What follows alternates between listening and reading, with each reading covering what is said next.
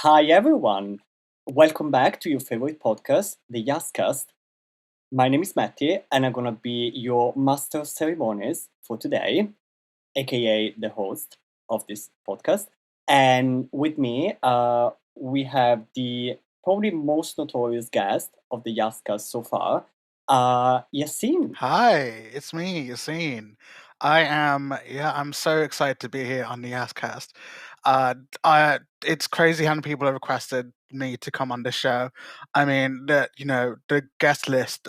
Yasin was telling me the guest list is so huge that not even I could get a slot. But I did some poking around, found some blackmail, and now I'm here with you on this generous 10th episode FFX, named after the Final Fantasy game.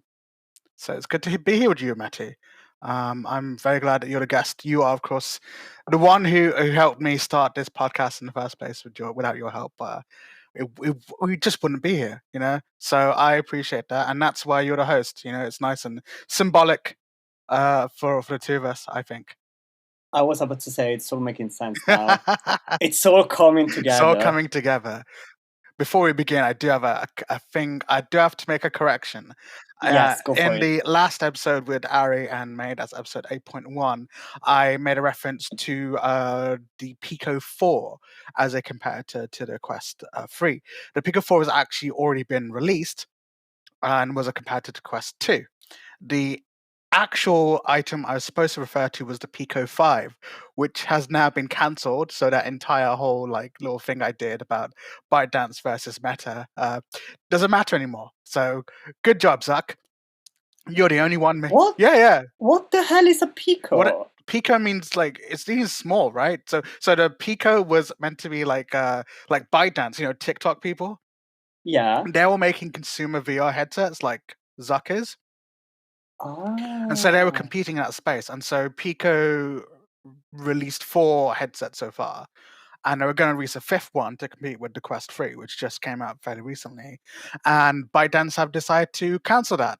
So that means the only company that's really making consumer VR headsets is Microsoft in standalone headsets. Obviously, Valve and other companies are making their own headsets that require a computer.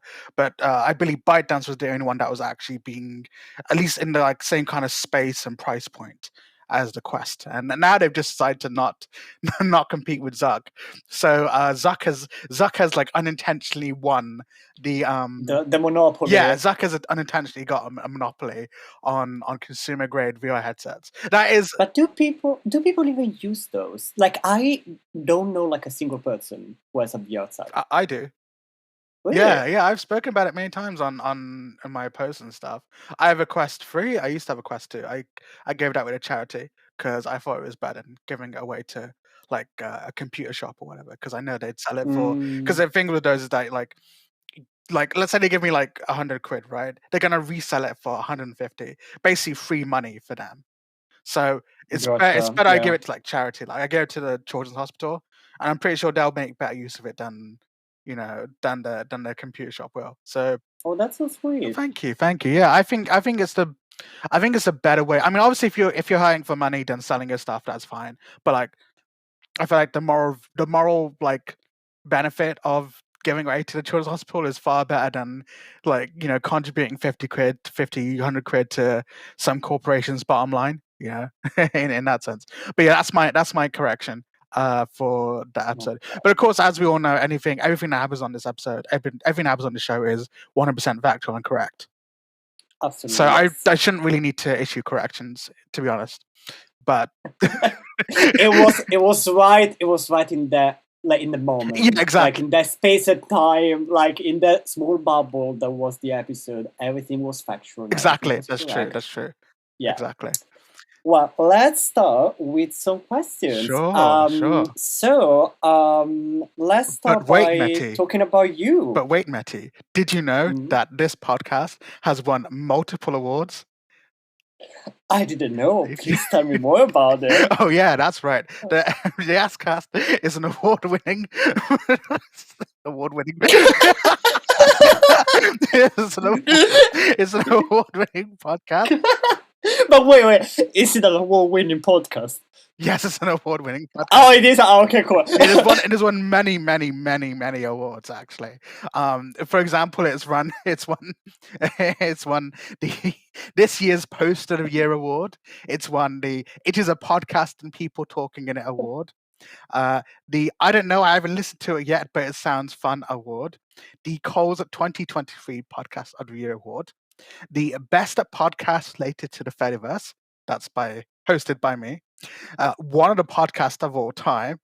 The Irix Brazier Awards of 2024, despite it being January, but yes, that's right.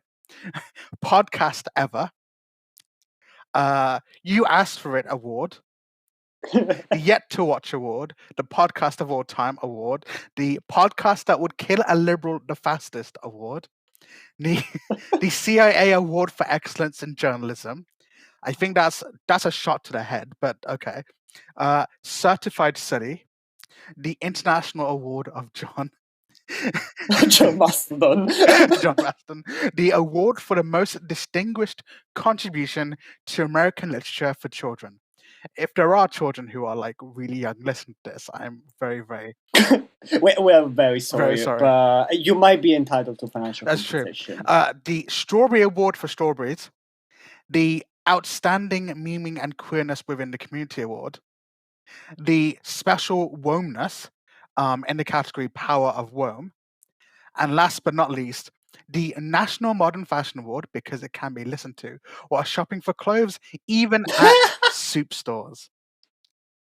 That's all the awards. That is insane. It's insane. Yeah, I've been to so many award ceremonies over the past one day. It took one day to make all these comments. Yeah, of course. So yeah, it was a very busy day. It was a very busy day. Very busy day. Yeah. Is it when you also like met the Pope? That's true. Yeah, I did meet the Pope. Yeah.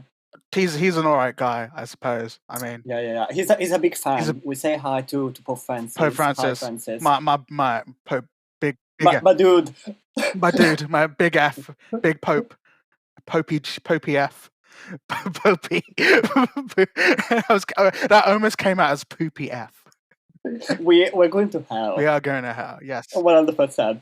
Anyway, well, let's see if this episode like wins like some award.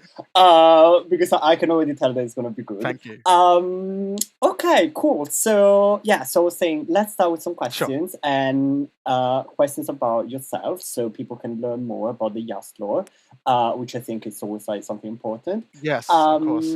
So yeah, so let's start with your experience with the Fedi. So how it came to be, when did you start using the Fedi, like the friends that you made, like all of it. Sure. Well, the first thing you gotta know is the real Fediverse is the friends that we make along the way, just like yourself. Absolutely, yes. Mettie Media. Absolutely, yes. So actually, I did join a Fediverse a long time ago. I made an account on queer.party, which is still around, although apparently other people have been saying that it's like basically abandoned. So that kind of sucks. But yeah, I joined queer.party on 11th of January 2021. I made like one post. I didn't really understand like what the kind of vibe was or whatever. And I just left it at that. But the reason why I joined at that particular time was I believe it was literally right after Trump got inaugurated. And I remember reading this article in, I think it was The Verge, about this alternative social media called Mastodon. And I was like, oh, okay. And I remember looking at the main Mastodon website at the time, and I was like, wow, this really has nice vibes. Like they really care about keeping out the fascists basically. And I was like, okay, I can vibe with a principled social media kind of thing. And the article basically said like some of the same stuff. And so I scrolled through the list of instances, and queer.party kind of stuck out at me. This was also very soon after I'd kind of come out as a gender. I came out in like at the end of June 2020. So it was Mhm. So I was like, okay, well, this would be a nice good place to get my queer identity. Obviously, it didn't quite pan out because I decided to abandon it after a day. I think the problem was that, I mean, at least my experience of that early time period of the Fediverse, Mastodon specifically, is that there just wasn't many people there. I mean, I guess it seemed like a very nice place, but I didn't really know how to use it. And I was kind of shy. I didn't- You shy? well, I was shy What? about like coming into this new space and not knowing anyone and all that kind of stuff. And I didn't really have Yeah. an impetus for sticking around in that sense, because I was like, well, I already have like I have like real life friends and stuff, so it's not like it really matters to me, kind of thing. Fast forward to November 2022, right? Yeah, November 2022. And so I saw an article about Mastodon again. And I'd completely, somehow at this time, I'd completely forgotten I'd already joined Mastodon before. And I was like, oh, wow, this Mastodon sounds sure great. Because I was reading articles about how Mastodon is absorbing like the exodus from Twitter. If you go back to the episode with Joe, you'll be able to hear them talk about how they had to deal with the deluge firsthand. I remember that. I remember the episode. That was actually It really was really interesting. interesting to have Joe speak Yeah, about yeah, that. But yeah, so I joined with that initial access, not sorry, with that initial kind of wave there. I didn't join because of Twitter. I did have a Twitter account at the time, but I mainly used it mostly to kind of look at travel updates, tweet at companies that didn't respond to my customer service requests, and to look at like images and memes and whatever. I only had like 3 or 4 people who I followed who were my friends on Twitter, and they were friends before Twitter. So again, I didn't really miss out on abandoning Twitter because I'd never really used it all that much in the first place. Actually, and I actually didn't really use Twitter to cyberbully the Prime Minister a lot.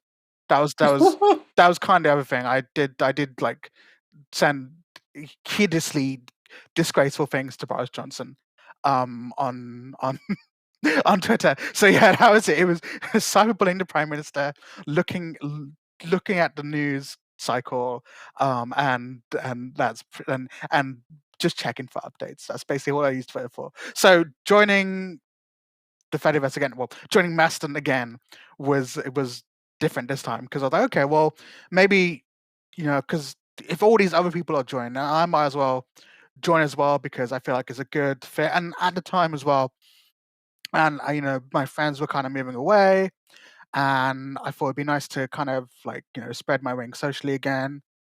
And I again went to the Mastodon front page, and I saw this instance called Mastodon.lol, and I was like, "Ha, lol, that is funny." And of course, Mastodon bit itself as a kind of queer, irreverent kind of safe space, and I thought, well, and this is called .lol, it's kind of funny, so that's it. I joined it, and that's basically it. I joined Mastodon.lol on the 16th of November, 2022.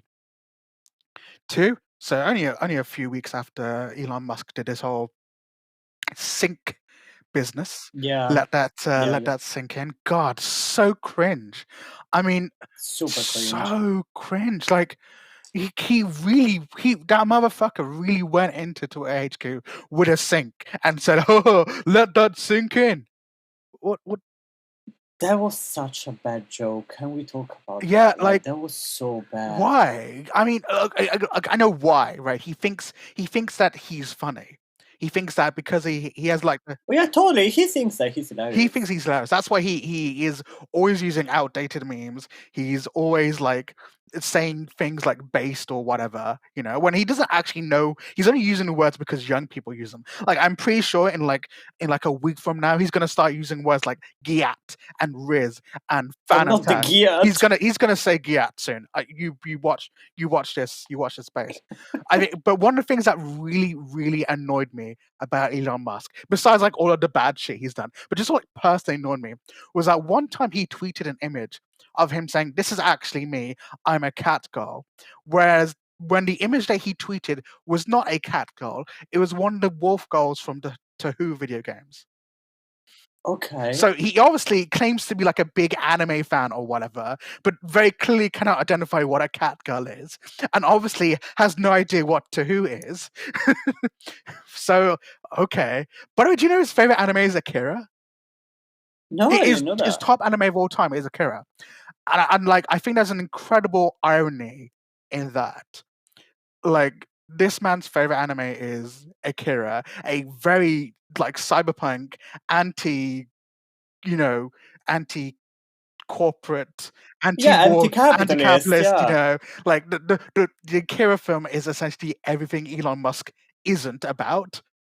And and it's like, he's not even the first one to have incredible taste in pop culture. Like, for example, Yeah, but can I say something? I sure. think that saying that your favorite anime is Akira like is super pretentious because No, clearly like yes. it's like you know what I mean because like clearly like it's very well done. Like there's the whole thing about that specific camera angle that comes from Yes, of Akira course. that you see like in every anime. Like great, like an absolute masterpiece.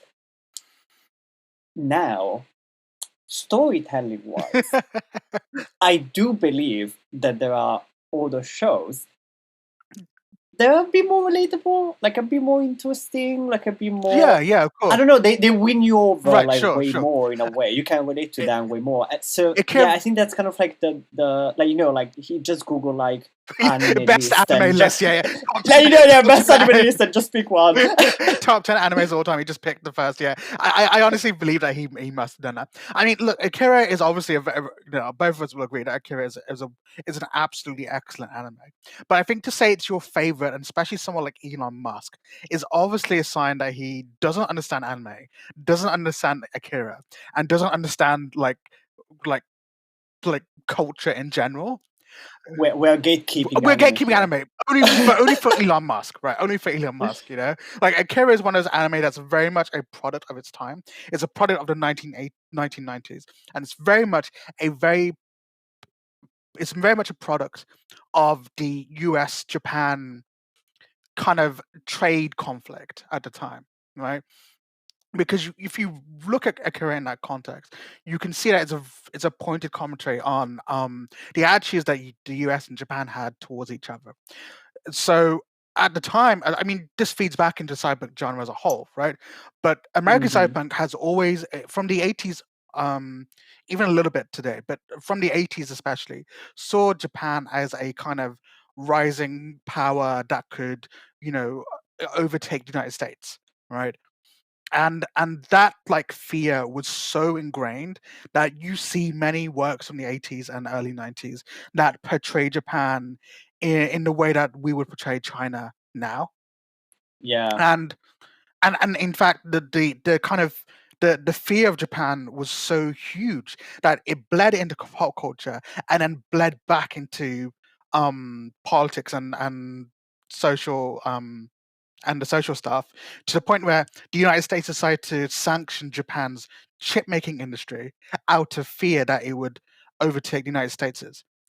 I didn't know Yeah, that. yeah. So in the late 80s, I believe, the U.S. federal government basically put a sanction on Japanese chip making. So things like so which is why Taiwan's TMSC is a big player in the chip making field, because they deliberately don't compete with the US. They deliberately basically support chip making. They don't compete with the US on actually designing the actual chip stuff, right? Right. So Why is it always the US? It's always the US in the it's always UK. the US in this case. Like every time, like you can like literally like I don't know, like the common thread of everything. It's like It's either the US, France, or the UK. literally. I'm like, oh my god. But so Akira was a kind of, you can see it as like a Japanese response to that, especially if you look at the kind of the symbology and the art style of Akira, the how it portrays the world that it exists in. You can see it very clearly as a response to the heightened tensions between Japan and the USA, and not to mention that the orbital cannons themselves are that are used, I think, a few times during the film, but they are meant to be kind of a stand-in for nuclear warheads. Um, because both sides have them, right? And both sides don't want to use them. But just like nuclear warheads, the orbital cannons, when they are fired, they do a hell of a lot of damage, but they don't stop the conflict. They make it worse. They escalate it, right? Yeah, yeah, yeah, yeah. And I mean, we can talk about orbital cannons all we like, because I think orbital cannons are a fascinating look at weapons in fiction, because they are like a surgical strike. They are designed to kind of activate, to pinpoint a concentrated blast of whatever, and that they are meant to be the final weapon, right? But in every piece of fiction where the orbital cannon is used, it is never the final weapon. It doesn't end the conflict. It makes things worse. And I wonder if every single mention of the orbital cannon is a reference to not only nukes but also to every other weapon that is said to have ended wars. The Gatling gun, right? That was designed to be so fearsome that it would end fighting altogether. That obviously didn't happen. The AK-47 was designed in the same manner. The nuclear warhead was designed the same manner. Every time you make a weapon that is designed to stop war, it ends up prolonging it in some insane, awful way. Now, maybe nukes are the exception, but only because everyone is kind of terrified of the other party doing it in retaliation. But I think that potentially like a contemporary version of this is like drones Oh, potentially, definitely, or like yeah, any yeah, any yeah. vehicle that is not like there's not like driven by Yeah. human No, I directly. definitely agree with you now. I feel like drone warfare, because you've been here, you hear it for last like 20 years or so, is that autonomous warfare make will remove humans from the battlefield, Yeah. and whatever. But it's like, well, then what? But then what will war become? A battle between two robot armies? Well, that means that when one robot army dies, It's gonna become robot it become wars. robot wars. You remember? Oh my god, we should totally become like the commentators. Like you remember, like the Oh commentators my god, for robot yes. wars. That's Oh my so god! great. Oh, Oh! and oh, what's that? And Xi Jinping has just deployed a 22nd squadron. Oh, how will President Marine Le Pen respond to this? It's going near the edge of the ring. It's going near Oh. the edge of the ring. Let's see if it's gonna, I don't know, hit the chainsaw, whatever the fuck was on the corner. No, I agree. Yeah, again, I feel like drones like next level. Oh yeah, drones will definitely end all wars, but it's like, you know, you remove once one army is defeated. That's the uh, d- every time we invent a new way of warfare, it just gets us even more bogged down in further warfare, and that is the tragic truth of Yeah, any totally. kind And of and weapon that we invent. absolutely, and that's the thing, because you were saying like every weapon that is created that's like this ultimate weapon that is gonna fix everything and it's gonna solve war basically. Like it just prolongs the war. And if you think like if you take into account like I don't know like all these drones and like those what's the name of the company the company that makes the autonomous like robots that go around and oh my god, what's the name? Motion. No, Boston Boston Dynamics. Dynamics, yeah, Boston Boston Dynamics. Dynamics. Boston Dynamics. Because now, like, I was reading that they removed the because they have a policy where basically you can't use the robots to like build weapons. You can't turn them Yes, into yeah. weapons. And I think either they've scrapped the No, no, policy no, or no, like no, there no. was another You're thinking of company. OpenAI. OpenAI scrapped their basically they removed their policy that said that their systems would not be used in military context. So they removed that section Oh, maybe it was of their that. terms and conditions. Okay. Boston Dynamics has always intended to be a kind of they've always kind of hush hush tried to be a military company, right?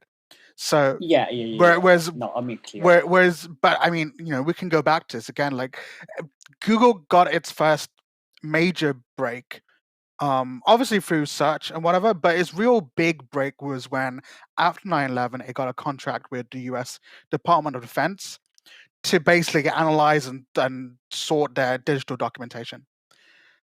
the defense industry in the US especially, but obviously the same is true in other countries as well. The defense industry is a big spender, Yeah. and the defense industry will always need technology. And if you can get your foot in the door in defense spending, you will reap the rewards, hugely so. Especially because the military is reluctant to, more so than any other organization, but the military is reluctant to change suppliers. So once you've locked in the military and proven that you're a capable supplier, they will stay with you forever. Yeah. It's It's done. done Like and you're dusted kind of yeah. thing. And this is this is why, for example, the recent Jedi program was such a big deal to Amazon, because Trump basically cucked Amazon, because he doesn't like Jeff Bezos for the Yeah. military contract. It's like, well, why does Amazon care so much? Like it got that it lost to Microsoft. Like, why is it trying so hard to get it back? And reality is that if you get a military contract, you prove yourself to US military and to the US government itself, and that just opens so many more doors and so much more money for you. I mean, Starlink is not really a civilian satellite program. I mean, it sure is, but it is also hard proof that SpaceX can launch satellites into orbit en masse, and that could bode well for it when it wants to apply for Department of Defense projects to create more military satellites in orbit. I never thought about that, you know? It's all for I mean, if you want the big money, it's all about the defense industry. They will, Yeah. and if you No, I mean totally. and and it's especially pertinent because as the conflicts with China heat up, whether a real or imagined, I'm not going to comment on that. That's a testy subject. Whether or not there is a conflict in China with China, whether it's real or imagined by both sides, I don't really know. But whatever. But that's not important. The important thing is that China is the enemy. The alleged The alleged conflict. conflict, right? China is the enemy to the West. The West is the enemy to China. Both sides are trying to do their best to not engage directly, but to do kind of Cold War era shit, and that means but that means much more data, much more silicon, much more technological prowess. Like that's why. I mean, it can always, and again, you can always like redirect this AI bullshit back to defense spending. Not that the U.S. government military is really interested in AI in like the Chat GPT sense, right? But as these systems get more and more honed, the U.S. government will be interested in using them for military applications. I mean, the other day I posted a screenshot of a news article from TechCrunch talking about this new startup that essentially creates fully autonomous systems for fighter jets. Now, Okay. they don't have any buy-in yet from the US military, but if they but that doesn't really matter at this point. Most of it is proof of concept or whatever. But the point is that they exist. They are pushing in this space. They want to show the US government that, hey, look at us. We can create unmanned systems that will fire for you without having to worry about training pilots, without having to worry about casualties, without having to worry about these really, really expensive jets. Because remember, every hour that one of these fighter jets spends in the sky is requires like 30, 40 hours of maintenance on the ground. So the Yeah. less time that these spend in the air and human the less humans are needed to work on these jets, the more money the military saves. And of course that goes right into these defense contractors. Well, I don't know if you do you still have Netflix? Yes, yeah. Yeah, on Netflix there's this it's like a series, like it's like 3 or 4 episodes, something like that, and it's like about AI and like AI applications, blah blah. And I was watching like the first episode, and the first episode is exactly on the like military like Sure. complex and how AI is gonna be used to like improve everything, blah blah. And at some point they were filming how like the scientists basically are like improving these AIs, and they were explaining like cycles and the epochs and like all the training that goes into like training an AI. And basically they were showing that they were training like a fake pilot basically for like an aircraft, like a military aircraft. And at some point they did this thing where, because obviously like you can train like an AI, but then you kind of like have to test it like against other like data sets, or like other like Yep, yep. simulations. But the final thing was we want to test this with like a real pilot. So what if we do and this has like a specific name that I don't remember, basically like a fake, almost like a Yes. fake duel Yeah, yeah, in yeah. the sky. I know what you're Now you talking know about. what I mean. I don't know Yeah, what yeah, the yeah. word is. That's like a technical term. And basically they call this like mega like general like super soldier blah blah blah. And he was trying to like beat this AI basically. And this is like a man who has done this for like 30 years or something. And he lost like every time.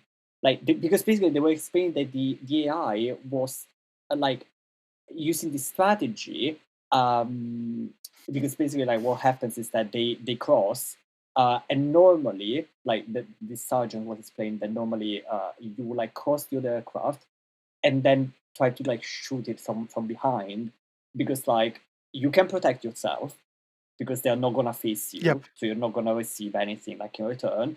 And it's kind of like the most secure like way to approach this kind of like duel. The AI wasn't doing any of that, but it was basically like shooting at the very last second of like the crossing. And the sergeant was like explaining like this is actually like as a human, this is like the most dangerous thing that you could do, because there are so many things that could go wrong, blah blah Yep. blah.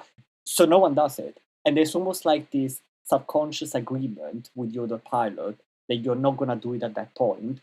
And the AI was like, I don't fucking care, because even if you shoot me, like I'm not gonna die. Yeah, yeah, So it yeah. was It's true. so It's insane true. that the fact that an AI doesn't have like the fear of death, like allows it to like engage in these sort of strategies that are absolutely insane for Well, humans. yeah, yeah, yeah, yeah. It's it's kind of interesting because it doesn't matter if a robot dies, right? It does. I mean, imagine it in a military way, I suppose. But replacing a human is far more expensive than replacing a robot. So yeah, they don't need to worry about the death itself, which I think is kind of a very morbid but also very philosophical way of thinking about how AI systems will interact with humans, with other humans, and also like in a military context too. Because if both sides don't have, if we're gonna think of like all out robot war kind of thing, both sides will have no reason to worry about dying, right? If put it this way, if your brigade gets reduced like 10%, you are going to retreat because you need to Yeah, cut your losses. You have suffered so much that it's better to retreat.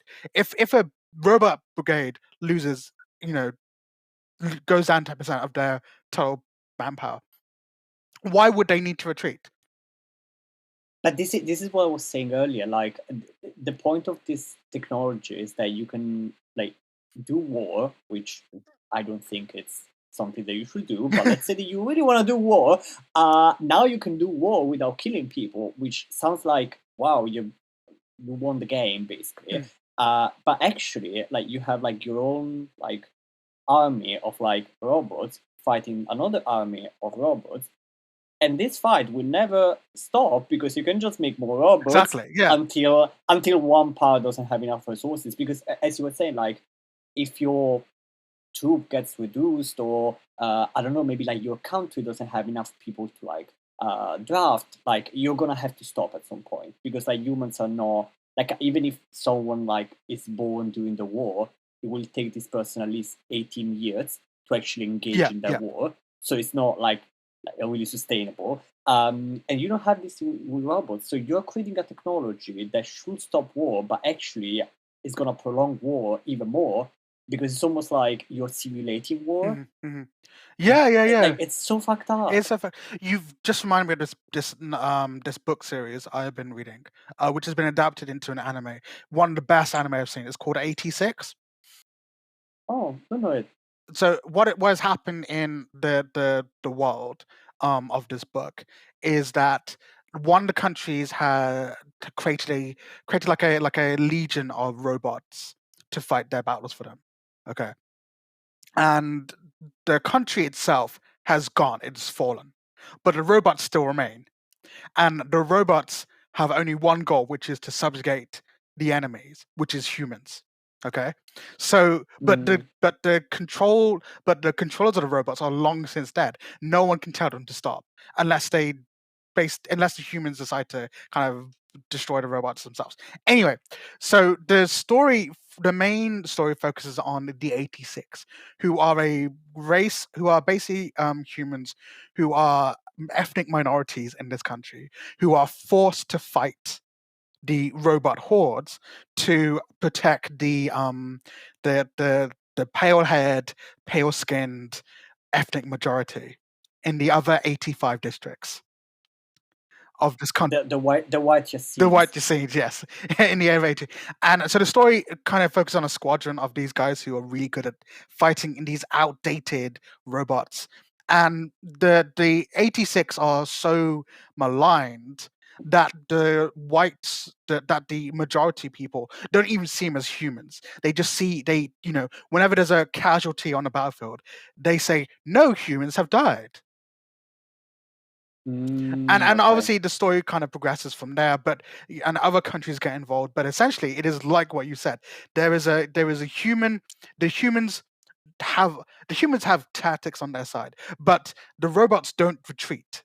But the humans have to, and it kind of gets really into like the intricacies of humanity and like the robots themselves, and because the robots they require they are basically based off humans. The brain, the kind of central processing structure is based off humans, so there's always a tiny sliver of like humanity left in each robot. Okay. And the story goes into detail with all this kind of stuff. It's honestly fascinating. So far, there's 11 books out. The 11th one came out recently. It sounds really cool. It sounds like a really cool Yeah, story, yeah, to be yeah. honest. The books are amazing. Translation's really good as well. And the anime adapts the first, I think, 3 books. It adapts them so well that it actually does a better job than the books. That's how good the adaptation is. They really took their time into the cinematography, the acting, and so on. Even the English dub is good. That's how impressive it is. I'm surely gonna watch It's it. 86. Like 86. Yeah, 86. Also, can I say something? Yes. Like, this is like such a normal conversation, like between us, like, because like the question was, can you tell me something about like your experience with the Fanny? And you spoke about Mastodon, and then somehow we ended up talking about like automated warfare, and now you're giving me like anime recommendations, it's like sure, and it flows really well. It's such a normal conversation. Yeah, let's pull back. Let's move back to that. Actually, let's move back to So I was halfway through. I was talking about Mastodon Law. We are introducing the collapse of Mastodon. Yes, that's right. That's right. So Mastodon Law. So obviously I was on Mastodon Law. I met you guys. I met you Dan and several other people there. Some of whom are still with us to this day, thankfully. And it was a great place to be. I really enjoyed being a Mastodon Law. I think it was a good place to be on the Fediverse. I enjoyed the vibes there. I enjoyed the kind of homosexuality of it. To be honest, I did not the gays. You enjoyed the gays. I did not, however, enjoy the amount of men, mostly men, who would sign up, and then their first post would be a completely uncensored, unfiltered picture of their penis. I was like, it's in the rules when you joined up to put your lewd content underneath a content warning. Well, now you know what it means to be a gay man on Grindr. Yeah, crazy shit. But yeah, we roasted the fuck out of those guys, for at least. That's the best part. The other time we did roast someone was someone joined Mastodon Law, and their first post was like, "Why is favorite spelled with a U?" Oh my god, you don't know It's like, English. and What are all and these everyone was all like, these vowels? everyone was roasting this person so hard for their like American idiocy that they just deleted their account straight after. Like The account! they just Like, not even the post, the just the entire account. account. They just deleted their account after being roasted so hard because like, oh, favorite has a unit. That's not how you spell it. Shut the fuck up, man. No one.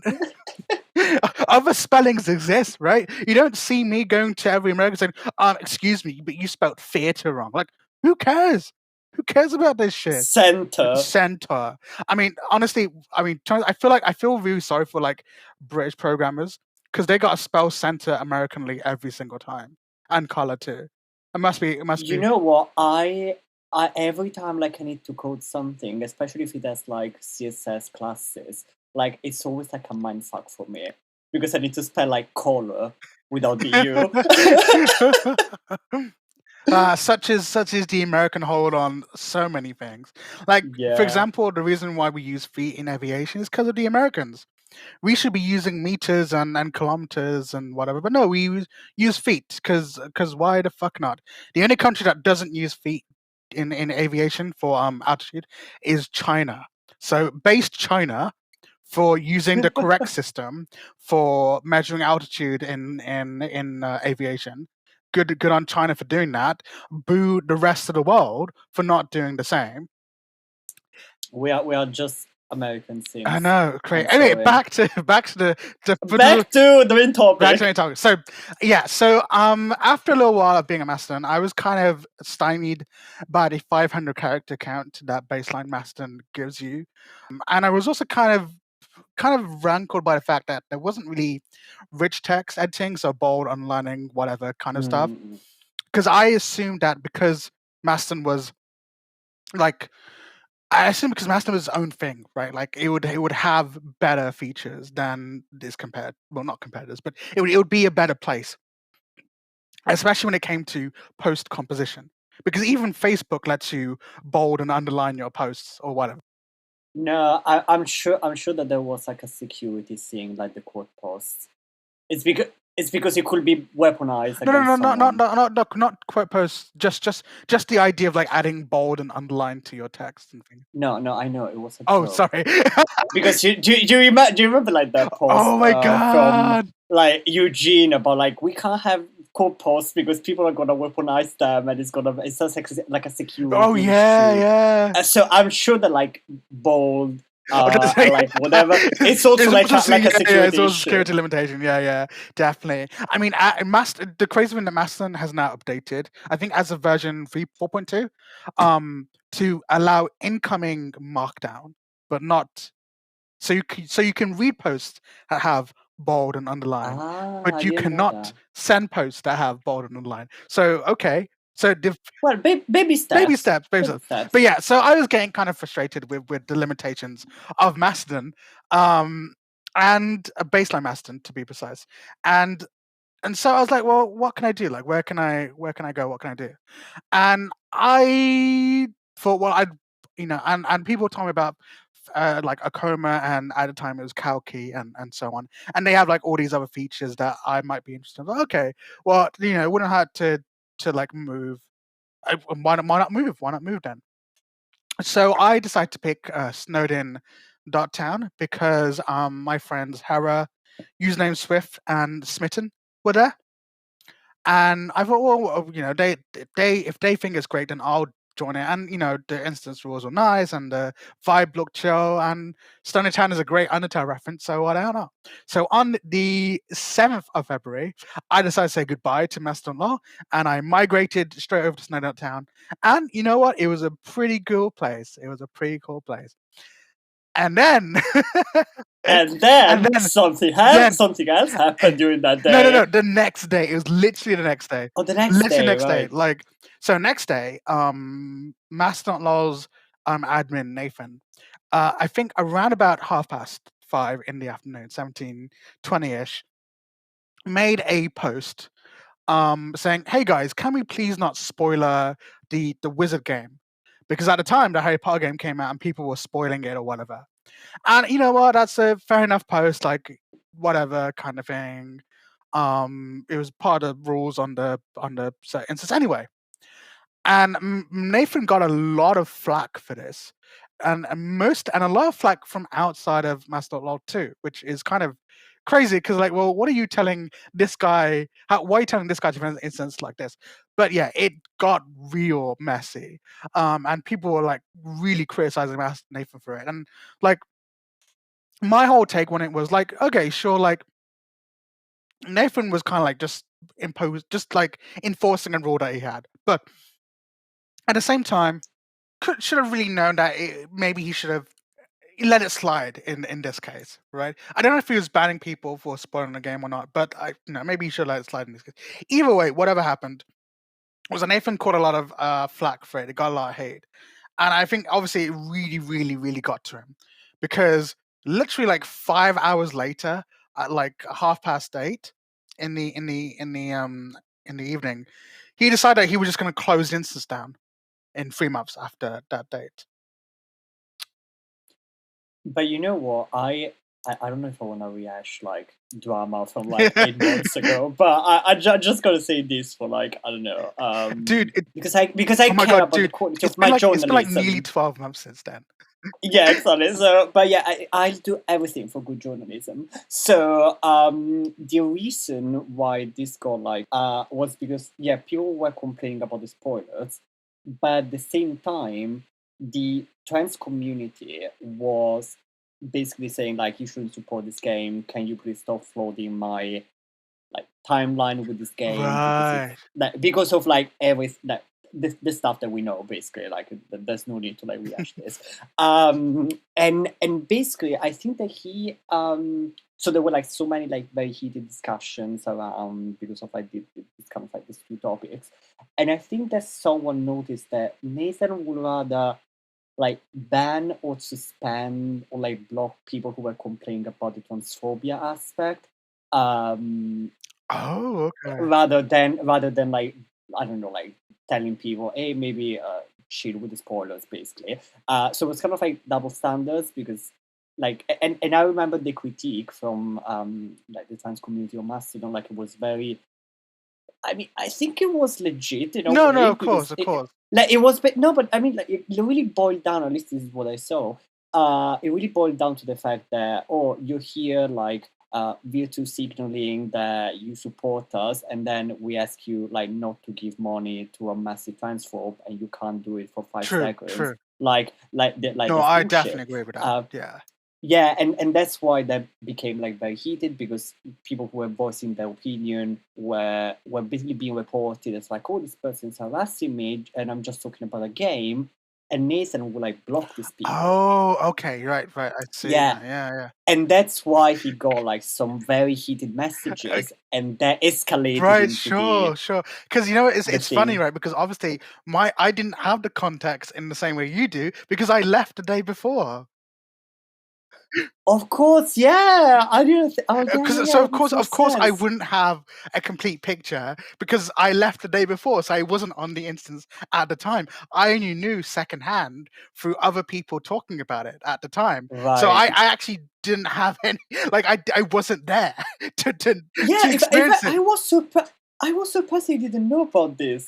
That's why I wanted to say it because I was like, I'm sure that you know about No, this, but I now it didn't makes know sense. because of course I wasn't there to know. All I knew was kind of like the I knew what other people knew, so I only knew kind of secondhand. So yeah, I with that information in my head now, I'm like, okay, that makes a lot of sense that Nathan was because from my perspective, I only I knew that there was like some issues with the game and obviously with the transphobia aspect of J.K. Rowling's catalog, shall we say?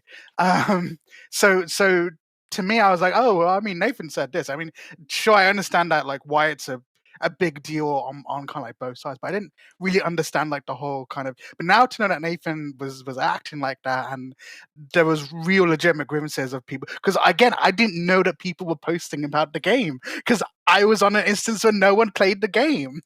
Yeah. So it is funny to kind of think about it. But I think what is most impressive about the whole saga is that like 2 weeks after the game came out, like no one like talked about it ever again. Yeah. And I feel like if Nathan did go for a walk on that day, we would be and maybe things would have been different. If we just took a walk to cool down, but like it took him 5 hours to go from that first post to saying that the instance is shutting down. But can I say sh- something like I mean, we spoke about this topic like several times, and I think it's one of like I don't know like the best topics of my conversation. And there's so much to unpack. You can just like keep talking about this forever. But I do agree that maybe like touching grass would have been like a Mhm. solution, but I I also think that that was just like the last Yeah, straw. no, Like I agree. and you know what? If it wasn't for this, there would It have would been have been someone something else for else in a sure. month. So and it was mainly because like he wanted to be like the main king of the instance, like not getting help from anyone. There was a lot of pressure. Plus the instance was like uh, ginormous. It was like super Yeah, big. yeah. When I left, Um, it was like 18,000 monthly active yeah, users, and I think that put it in like at least the top 5 on yeah, and Mastodon. like imagine like being one person managing like all this chaos. Like it's important. Like obviously, like you're gonna flip at some Yeah, point. So I think that was meant to happen at some point. But yeah, obviously it wasn't. yeah, yeah. Of course. It was very unpleasant for everyone. I do find it kind of amusing that every instance I've been on has shut down, except for the current one, touch wood. But the first move I did was of my own volition. Like I chose to move to Snowden Town, right? But every move after that has kind of been because my instance. So the first time was me being proactive when I wasn't actually like intending to be proactive, and every time after that has me being reactive to him. Yeah. But so yeah, I moved to Stone Town, and I was there for roughly 6ish months. And I mean, you were there with me. You joined me soon after, and so did many others. People like uh, Yeah, I Mr. think Mr. like a couple of Lantern, weeks. Mr. Lantern, Maury. I think did Bard join us? I think Bard joined us. Yes, I believe. and I think Yes, Lucy as Lucy definitely well. joined us as well. Lucy joined us. So many people joined us on Stoner Town. It was really nice to it was funny because people like following me over to Stoner Town. I was like, oh yeah, sure, you can join me here in Stoner Town. It's a great place to be, kind of thing. But you know what? I think you were really like the leader in this because if you think about it, like we were all like really new to like the Fediverse thing, I so was the we only didn't I know was the only example you guys had of someone that. moving That's what I like mean. That's what I mean. Like, because we didn't know anything about like migrating, like moving stuff, and you were like, "I've done it like 3 days to ago, no, no, and this place is awesome." yeah, yeah, pretty much. It was like, yeah, you guys can totally move here, yeah. But I think one of the most impressive moments of that period was when I made a post that was like, Mastagon.lol, am I right? And then literally like 4 minutes later, Nathan posted, I'm shutting this instance down in 3 months.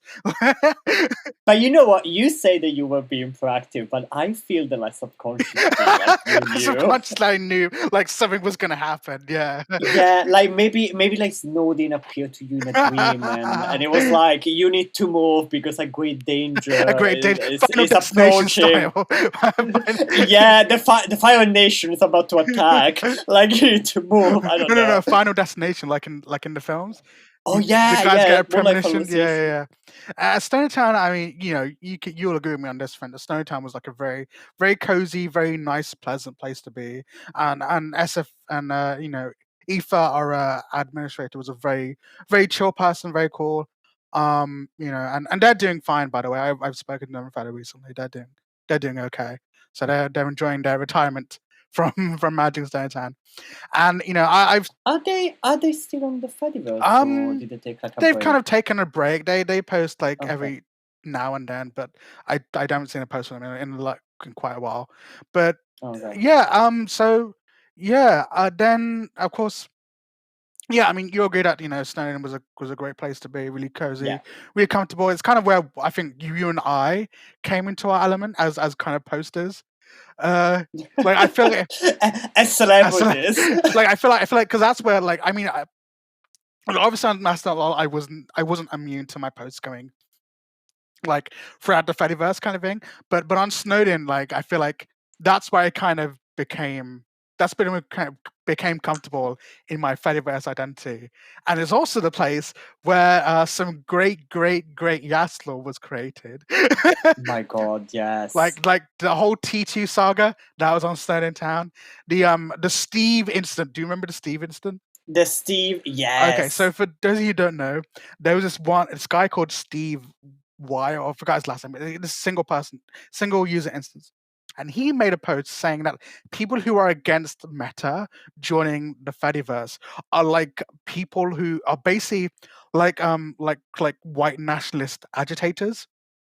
Or like he very clearly posted a photo of guys holding like tiki torches and shouting like white pride slogans at some march or whatever in the United States, and he compared like people who were anti-Meta to them, and and I commented on his post saying, "Dude, you should really remove your head from your ass." Oh yeah. So then Steve made a second post saying that guess what, Maston has the ability to block a self-proclaimed shit poster.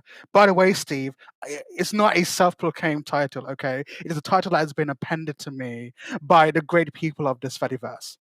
Anyway, and then he Fedi blocked all of Snowden Town because of me.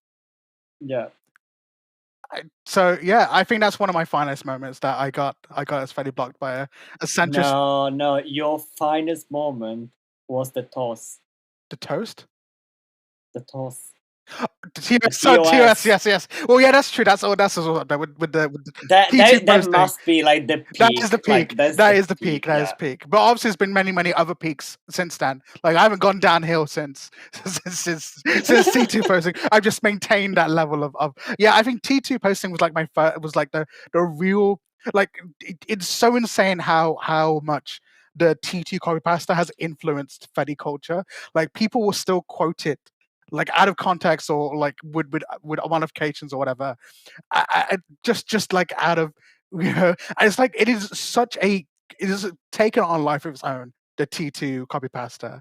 And You know that I actually have it in my notes on my phone because I use it so much that I need a template. And it's so crazy. It is such a good meme. It's incredible how much one person can change. Like I'm humbled by the fact that people have resonated so much with that shitpost that it has become part of like the Fedi lore itself. I'm surprised I didn't make it into, like, to another platform, to be honest, because I remember that one time I was like I couldn't find template basically. Like this was before the notes, like on my phone. And I remember that I was like, let me Google it, because I'm sure that this is like circulating somewhere. And I couldn't find anything. No, shame. Yeah, like I was totally expecting like someone on Reddit to like post this or something. Yeah, and I was like, no, and I was very disappointed. So I might have to be the one doing this. Oh my god! But yeah, I've Snow Town was a great place. I really enjoyed my time there. But of course, Eva got burnt out. They couldn't really keep up with the powers of moderation, and that's fair enough. I mean, there was only her. I'm sorry, it was only Val and Eva doing the work, and it was like 300 of us at the time, which is still a lot, I think. And so, I have no like grudge against Eva for doing that. They had to do what I needed to do, and while it was sad, it was for the best, and I'm sure you'll agree with that, Mettie. Yeah, and you know what? I do think that because I was thinking about this the other day, because that like in the last month, basically, like so many instances started to close, basically. And I remember reading a post about like, oh, it's so sad that like all these instances are closing, blah blah. And it's absolutely sad, but I do think that I do think that the Fediverse kind of like reflects what normal communities do in real life.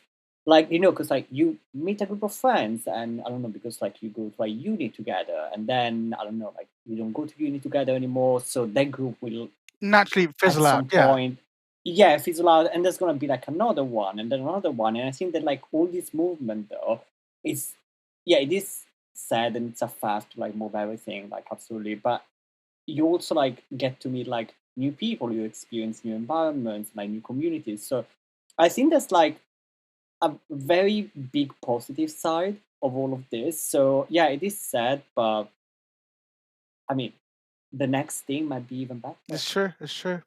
And after that, I moved to 0w0.is, hosted and run by my good friend Autumn. Do you read it 000 in your mind when you read it? Because every time I read a post from the instance, I read it. Oh what? Well, I in my Oh what? here's the thing. I've always kind of read it as OO in my head, but ever since I kind of joined the, ever since I started doing the podcast and having to read out my username, I've said 0w0, right? And now I've started to read it as 0w0. I'm gonna try to make oh what happen. OO happen. Like it's the new New fetch. fetch. Oh what? Oh, yeah. And then I joined OO. Fuck yeah. You see? Then I joined OO run by Autumn, who is a good friend of mine. And I actually had that as like one of my alt accounts for a while, just in case. And wow, just in case I needed it, and I did need it, and I joined it. And again, wonderful place, really nice community. If Mastodon Law was like being at a conference and Stony Town was being like in a town, then OO was like living together in a big tower, in like a tower block or something. Like we were neighbors, right? That's what it felt Yeah. like. Really tight knit community, and like everyone there was my friend as well. At least I think so. The last time I asked Autumn, there was like 50 active users on the instance, which, and I'm pretty sure like I'm pretty sure I've only known like 20 people on there. So maybe there's other people there that I've never ever spoken to in my entire life who I never knew about. But yeah, and that was such a great place. And the one kind of connecting kind of thread is of course that the communities of both were kind of broadly similar and overlapping. OO was, Autumn was friends with Aoife, so there was always that kind of camaraderie there between us and OO users. And obviously, I moved there because why not? It's a great place to be. And obviously, just like with, and I was there for about 6 months. Again, patent forming. And I was there for 6 months, and obviously Autumn, she also too got kind of the admin burnout thing, and that's fair enough. She works. She worked really, really hard. I can never fault Autumn for anything. She moderated the wall. She added like every single emoji I ever asked for. I once gave her a massive fucking pack of emojis, and she added them like literally that afternoon. Autumn is just amazing as a person, as one of my friends, and as a moderator and administrator too. Absolutely incredible stuff there from Autumn. And I'm really, really happy and really proud to have been on that instance. But all good things must come to an end. And now I'm on Labyrinth.zone, hosted by my good friend Val, who's a great good friend of mine.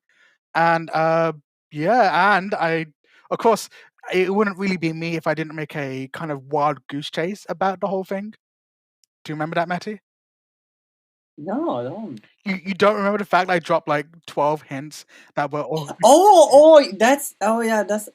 I do So remember what because I was trying to like guess it. And So what I did was that people were asking me where I was going, and then people started guessing where I was going to go. So I thought, okay, what I'll do is I won't actually make this a game. I'll just give people the most awful, useless, dog shit clues that are so vague. Like, for example, one of the clues was, this instance is run by a trans woman with an interest in technology. which is like 99.9% of the federals. This instance is run by my sister. Which is basically 99.9% of the federals. This instance doesn't use Mastodon. This question, this hint is a lie. This hint isn't a lie. Basically, like useless dog shit questions. And of course, Mettie, you're following me on my on the other account, the secret one. And I left a hint there saying the person who I'm moving, who runs the instance, is in this circle, and I have like a number of people there. So even that was like, okay, that narrows it down to like 50 people at best. But yeah, I moved to Labyrinth.zone, and of course it's great. And Val has very kindly given me the privileges to add emojis to the instance. So I'm the emoji master. If there's anything that needs to be added in bulk, I will send them to Val as a zip file, because annoyingly, Akoma's emoji interface does not allow you to add emojis in bulk. You have to do them one by one. Oh, so it's like Miski, basically. Oh, is it like it is on Miski? You have to do them one by one? Yeah, because I was trying to do this the other day, and there is like a roundabout way to do it, like in Miski, and with Mira, we kind of like figured it out. But I feel that the import is not super well, and actually, this reminds me that I don't remember which emoji pack, but I do have an emoji pack that is not displayed correctly because I think that I fucked up the bulk upload, and it's been like 3 weeks, and I'm like, I need to fix this, and still like I haven't done it. Oh my god, that is so funny. Yeah, so if you use the emoji front end, you gotta add them more manually, one by one, which is kind of annoying when there's like 200 emojis in the Miku pack, and I'm like, I can't touch the Miku pack. Like I'm not gonna touch. I'm gonna let Val upload them in the back end, kind of thing. But yeah, I've added a whole bunch of emojis to the instance, making it feel very cozy, including patting emojis of many many people. I actually wanted to ask you about this. How do you make them? Oh, people just assume like I like build them from scratch or whatever, but no, all I do is I go to this website that generates them for you. You just upload the image. Mm, I leave it on the default settings because that saves me time and it makes them more consistent when they come out. yeah. You just upload a picture, it compresses the image, creates a GIF, you download the image and then upload that to your emoji stuff. And that's what I've done. And it's kind of laborious because I gotta download the profile picture, then upload it to the Yeah. website, then download the GIF it creates, and upload that to the. So I kind of try to only pat people that I will expect to pat again in the future. Oh my god, no, please send me the website because I really wanna make Yeah, like a Mettie and a Mira one, I've made like them. a Patty Mira one. I Oh no, I think I you have oh made you them. made Yeah, yeah. them. You can just like look at my instance packs or steal them or whatever. Oh, okay, I never seen like a Pat I Mettie have one. I have definitely sent you a Pat Metty one.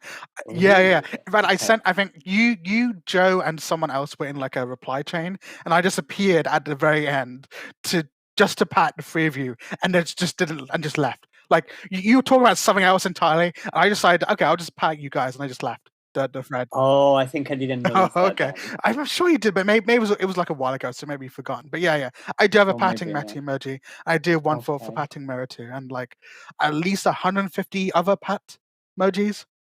So yeah, That's nice. it's nice. Yeah, and people are so happy when they get petted. They're like, "Oh my god, Yaseen pet me! Oh my god! Oh my god! I can't believe it's happening! Oh my god!" So yeah, it's really nice to see that enthusiasm for being petted. It's kind of also like payback, for times people have pet me, because I think like at least 20, 30 instances have some variation of the Pats Yaseen emoji. You know what? I think because I think I have it on Yes. Froggy, and I remember seeing like a post with like all the Pat Yassin like emojis, and I was like, can we as like the Fediverse like come together and like standardize this?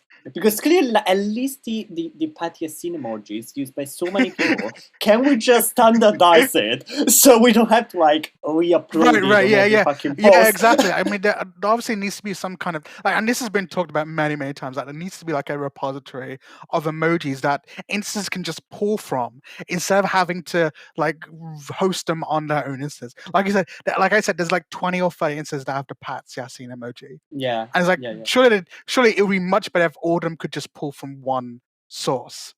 But you know what? Like, this is like super like Misky and like Sharky specific, especially Sharky specific. I think. You can see the emojis other people use on other Hmm, hmm. instances, and you can import them. I don't remember if you can do that on a com as well. I think You probably yes. can kind of, no, not directly. You can copy the link to the image and then upload that as an emoji. But there is a way to import emojis from other instances, but so far it only works with other Akuma instances. And there is a huge Okay. bug where only the first 36, not sure why, but only the first 36 will render correctly, and the rest will just break. Got it. Okay. No, because on Miski, like you can literally like see like the list of like all Okay, emojis, blah blah. wow. Like if you're federated with like an instance and that someone on that instance has used X emoji, like you can see it. The problem is that you can search for them, like you can put like a name like I don't know, like Neptune like emoji and it will show up. But the problem is that you can't select more than one at a Right, time. okay. And I remember that when I was importing, I don't remember which file, but it was like a massive one, like one with like 300 like emojis. And someone and I made a post like saying like, oh my god, I'm importing this like such a fast, blah blah blah. And someone told me like, oh, you shouldn't import them.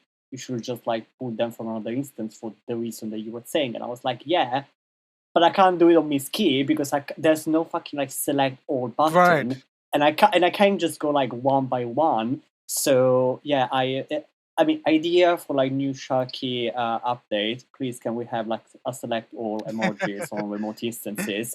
Because that would be like a Yeah, life saving it's thing. kind of crazy that like the Akuma emoji picker just literally just does not let you add multiple emojis at a time, because it's very clear that you can add multiple emojis in one session, right? Like if I add an emoji and then click add new emoji, it will do it, right? But so like why is there no option to like at least like rate limit me maybe or something? I mean, look, Akuma is like a huge mess. It is built upon.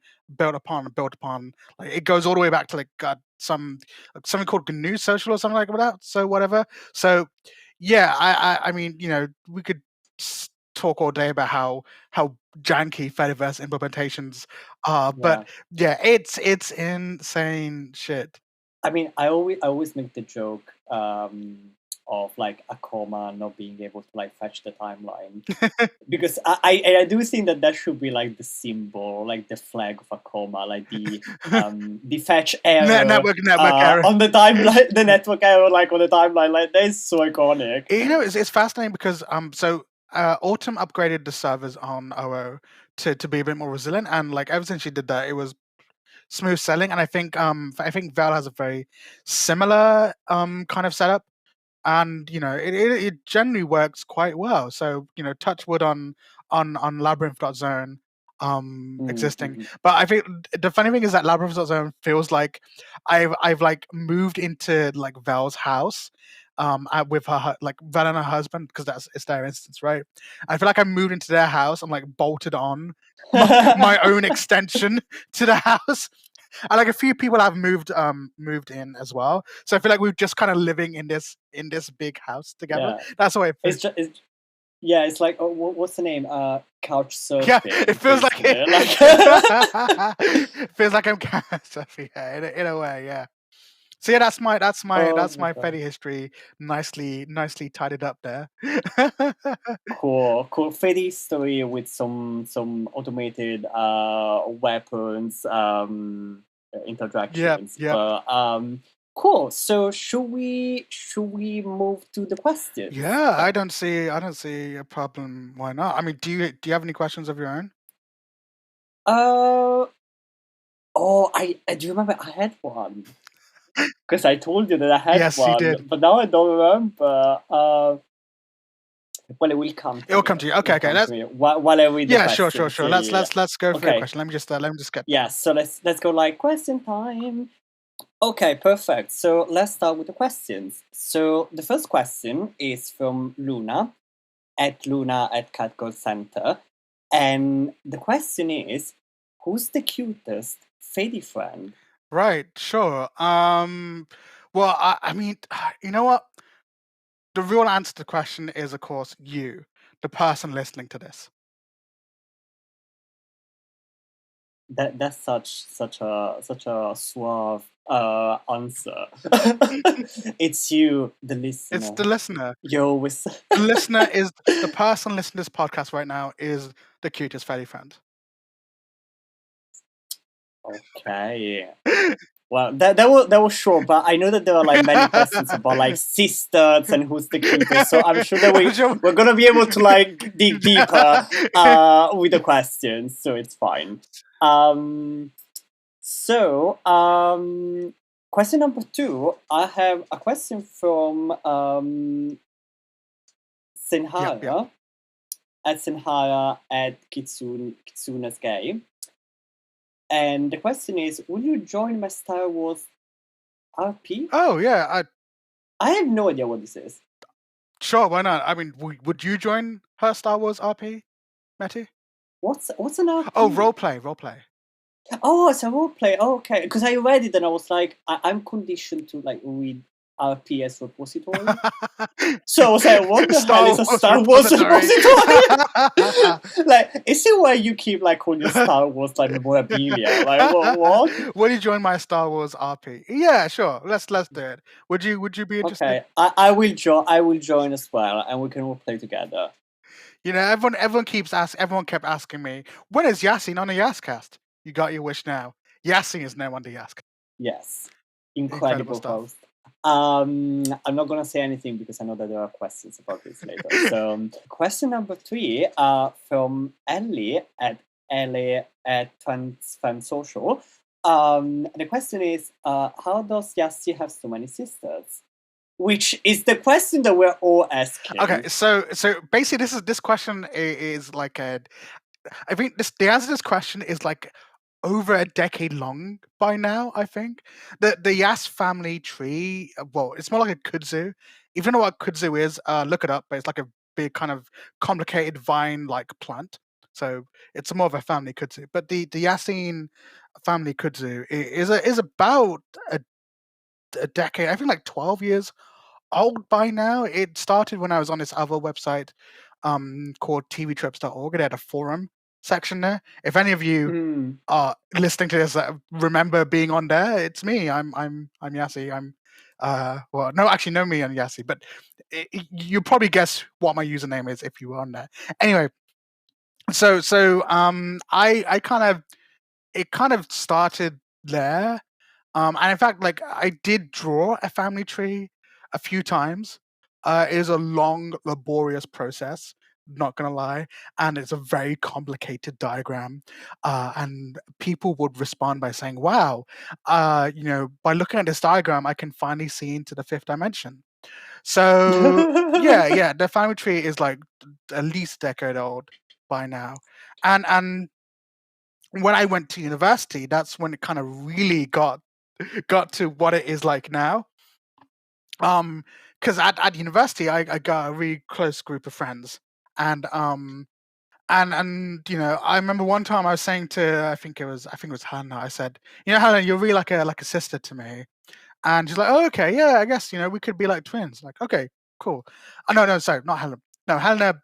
Helena said, yeah, I do feel like I'm your big sister sometimes. And that was it. That was like the rebirth of the Yassi family kudzu. It kind of escalated from there. Like, you know, people would that you know, I've said brothers as well, and siblings in general. And they would basically be like, you know, I'm the best sister, I'm the best sister, I'm the best sister. And you know, you just kind of and once everyone kind of gets in on the whole thing, you know, it became real, right? Like everyone believed in it in like a sense. So you just kind of start collecting them, and you know it kind of barrels on and so on. And on the Fediverse, it happened very much the same way. I think I don't know who the first sister on the Fediverse is. Rachel is one of my friends from before Fedi, and she was actually a sister from that website. So she is technically speaking the longest serving sister that still exists. To this, You know what? Yes, yeah. I'm watching a series that I think that based on this conversation you will like a Oh lot. yeah. It's called How to Become a Cult Leader. Oh, okay. And I think that when you were talking about like the sisters and the diagram and like all the connections, I was like, I think that you're ready to start a cult. Well, we can talk What? about that in just a little bit, can't we? So on the Fediverse, this started. I think I said the first person who I believe, in my opinion, became the first sister on the Fediverse was Lady Strawberries, who was also with us at Mastodon.lol. And I was like, oh yeah, we're really close. We're like siblings, and she became the first one. And just like university, it escalated from there. Now collected. I think one of the things I gotta mention is that like being my sibling is a different thing to being my friend. The siblinghood is a smaller selection than being a friend. I think some people kind of get confused and believe the two are synonymous. They're not. Just because we're friends doesn't mean you're part of the family. Unfortunately, only a select handful of people are part of the family, mostly for like closeness kind of thing. But yeah, so that's the answer to the question of how I have so many sisters. Got it. And I'm gonna go back to the cult question. If you had to start a cult with your sisters, what was the cult about? Like, what would the cult Mettie, be about? you realize like there already is like a weird cult thing, right? No, I know, but what? Because you know what? Like, I'm going back to the series. Like, there is always like a central like pillar to every cult, and like there has Okay. to be one thing. There has to be a Right, the message. There has message, to yeah. be something. So, what would your message be? My message to the cult, my message of the cult, I guess would be like, I don't know, be merry. That's the central tenet. But will you? Are you gonna provide Yeah, sure. I'll provide the this merriment. happiness? Because that's the thing with the call. Like, I need to join the call because you can give me Oh, right. something that Sure, other sure. people can't give me. So what's your sales pitch?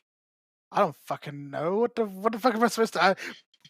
If you join the cult, then I will give you a head pat every day. I think that's enough. I think yeah, I'm sold. Every morning, you'll all stand in line, and I'll give each of you like a head pat. That would be so cute. Can you imagine? Oh my god. Oh, okay. I think we need to stop talking about colds, and I'm gonna move to the next question. The next question is from Nadia at I have no idea how to read this. Decubed. The cubed. Okay.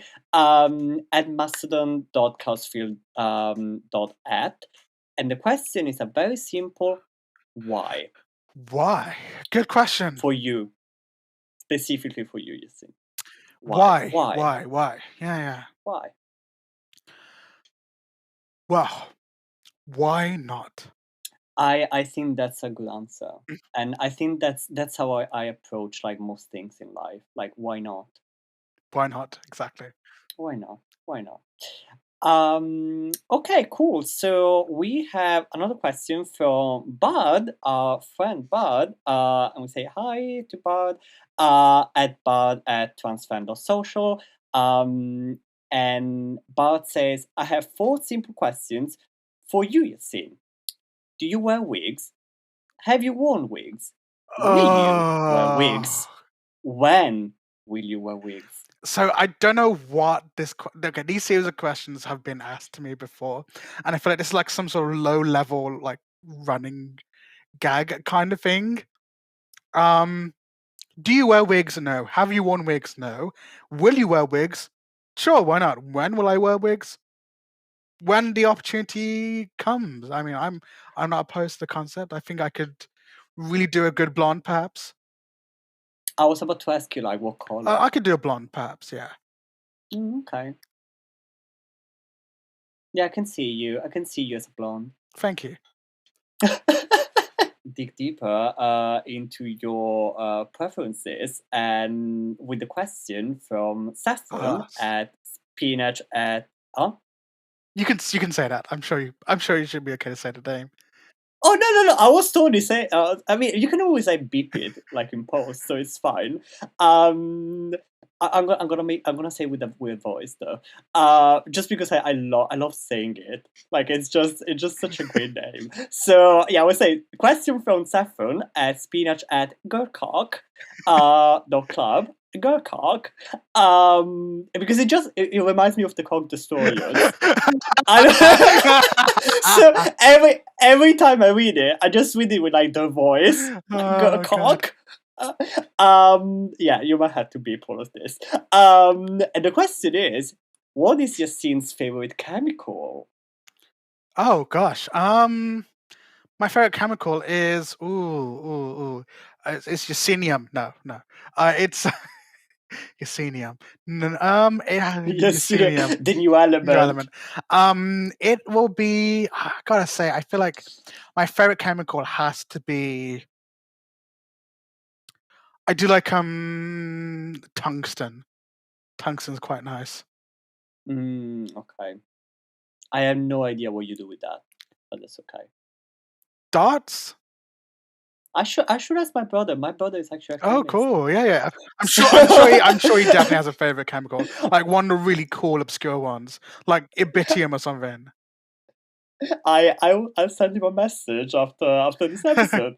Like random. What's your favorite chemical? And he's probably gonna say like, "Oh, this one I invented" or something. I don't know. This is actually a question that I wanted to ask Yeah. you, and I was waiting for it because I knew that someone posted about it. The question is from warm-hearted snowdrop at warm-hearted snowdrop at sukihi dot me. And the question is, will Yaseen be a recurring guest, or is this just gonna be a one-time thing? I don't really know. I mean, this is the reason why I'm the guest now is because it's the 10th episode, and I feel like that's a nice place to have me be the guest. And actually, the reason why I'm the guest is because this was inspired by a podcast I listened to a while back, run by the FT. And the first episode was a interview with the podcast host himself, explaining his rationale. So the podcast is about like thinking about the future of politics and geopolitics.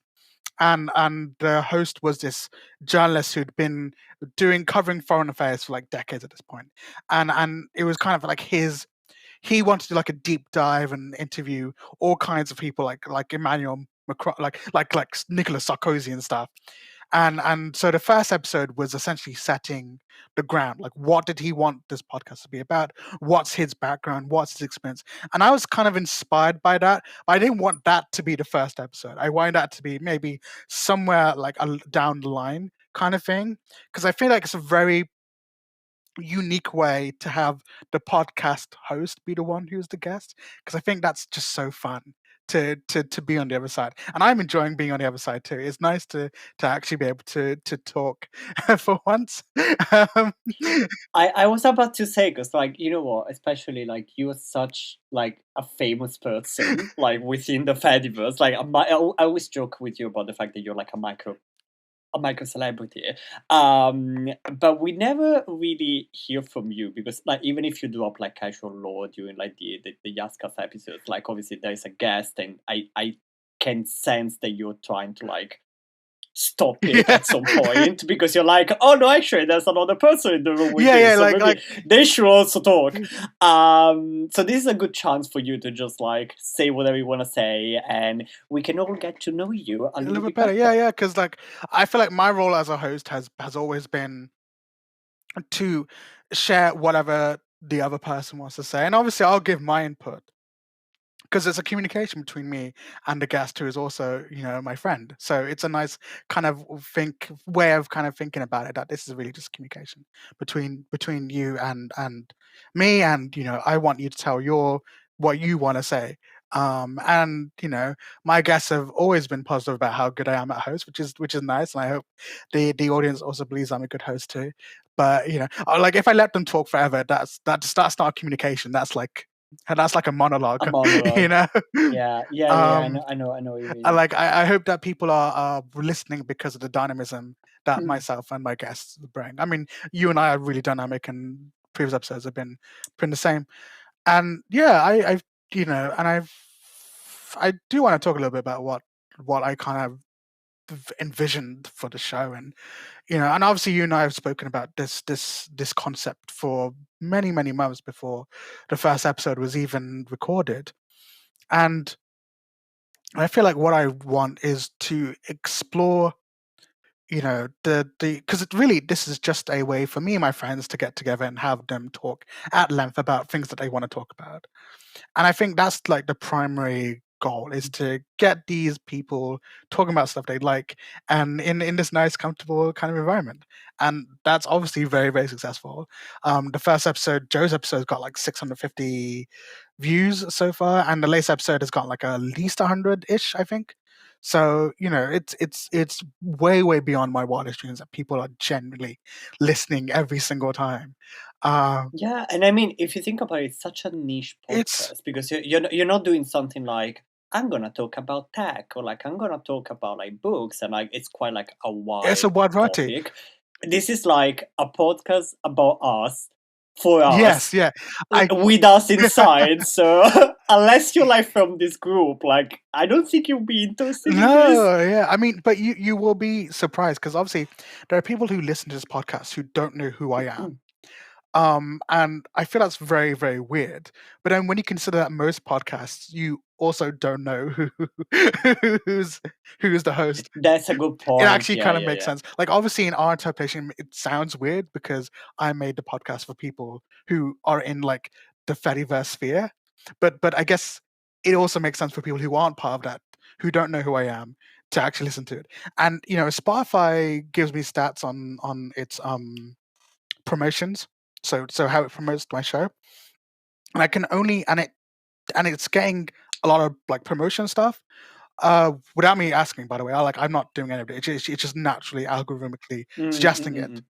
And so I can only imagine that there was at least one person who is who has no idea who I am or what the Fediverse is, who is listening to this podcast. And if you are that person, wow, that's really, really cool.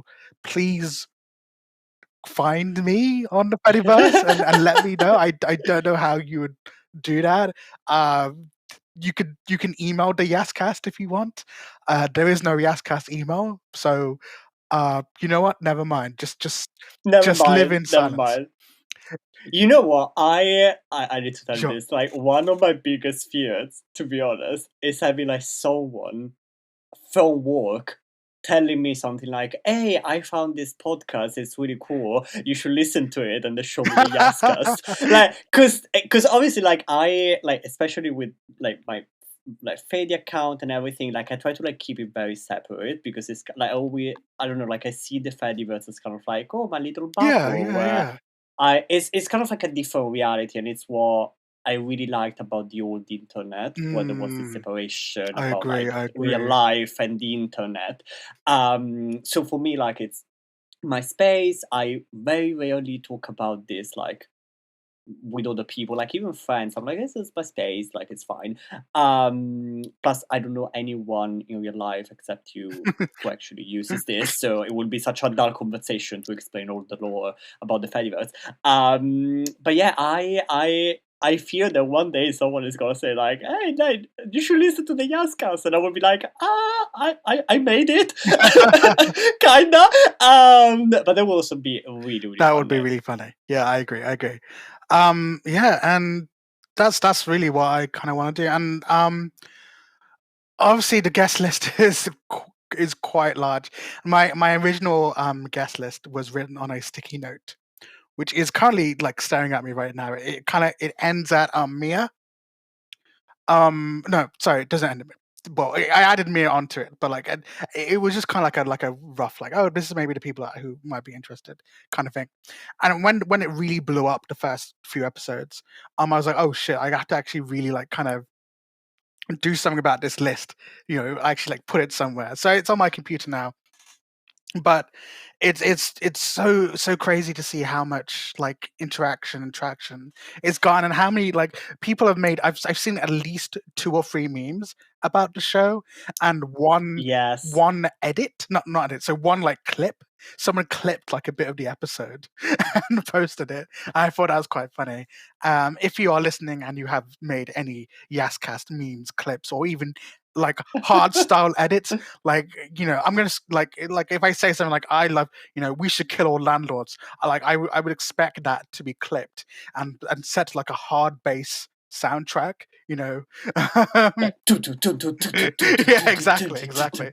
So I feel like it's really nice that the Fediverse has really embraced the Yascast as part of its But lore. do you know if like this is the only podcast about the I'm Fediverse? I from what I know, there are other people who talk about the Fediverse, but they talk about it in a professional setting. So I know there's at least Right, one okay. like tech journalist who is on the Fedi and who was on the Fedi full time, who's even written a book about the Fediverse and how to use it. Um, I think I know who you're I talking forgot his name, about. but Yeah, yeah, he's a yeah. really cool guy.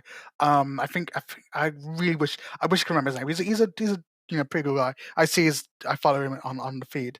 But obviously he talks about it from a professional kind of tech journalist point of view, not necessarily in the way that we And then there's there's us us. just be like Gurkha, yes, yes, war crimes, drones, Yeah, yay! exactly. So I think I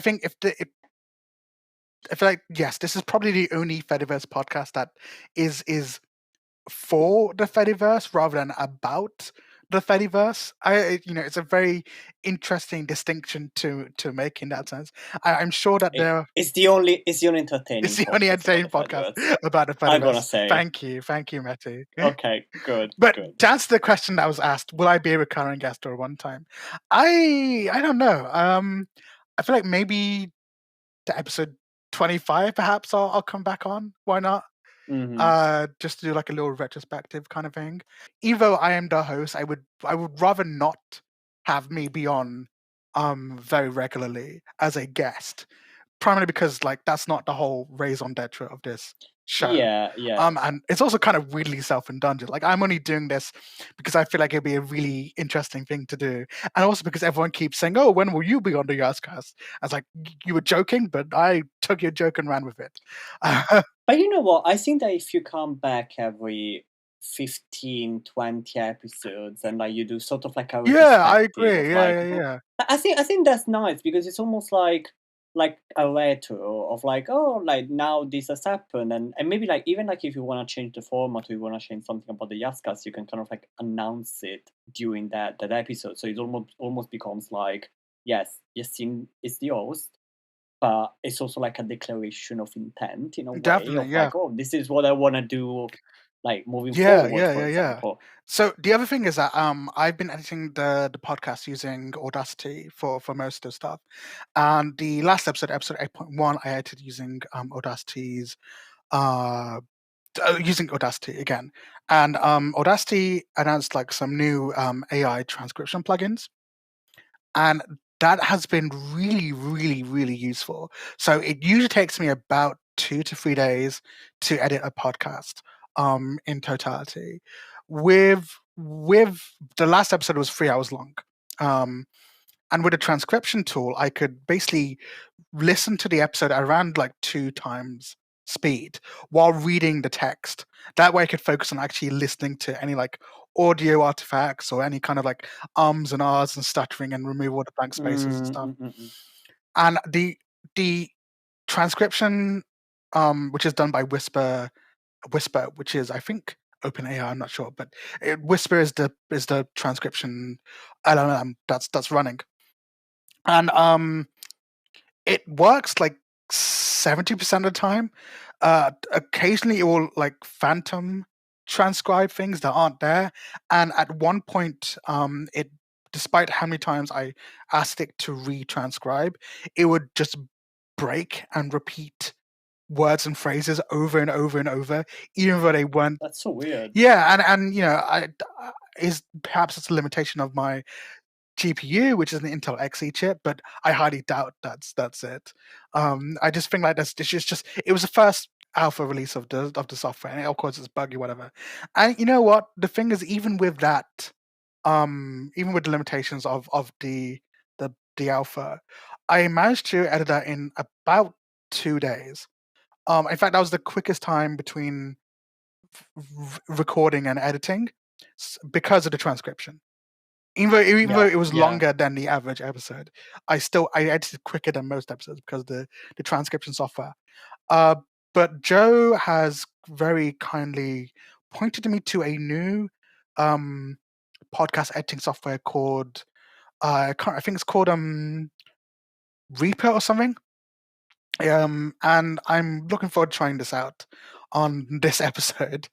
It has a 6-day free trial, so who let's see where it goes. But I'm excited to use that for this episode.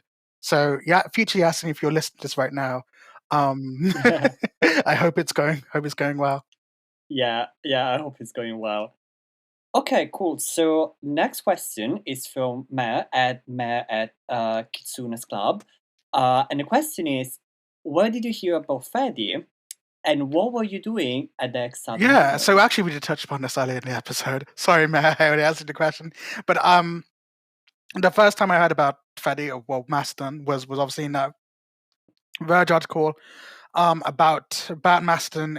I remember now. I remember exactly what it was.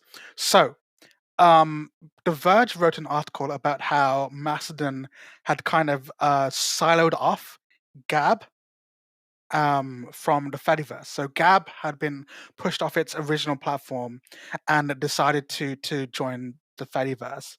And because the Fediverse is obviously decentralized, the Gab kind of put its tentacles out or whatever.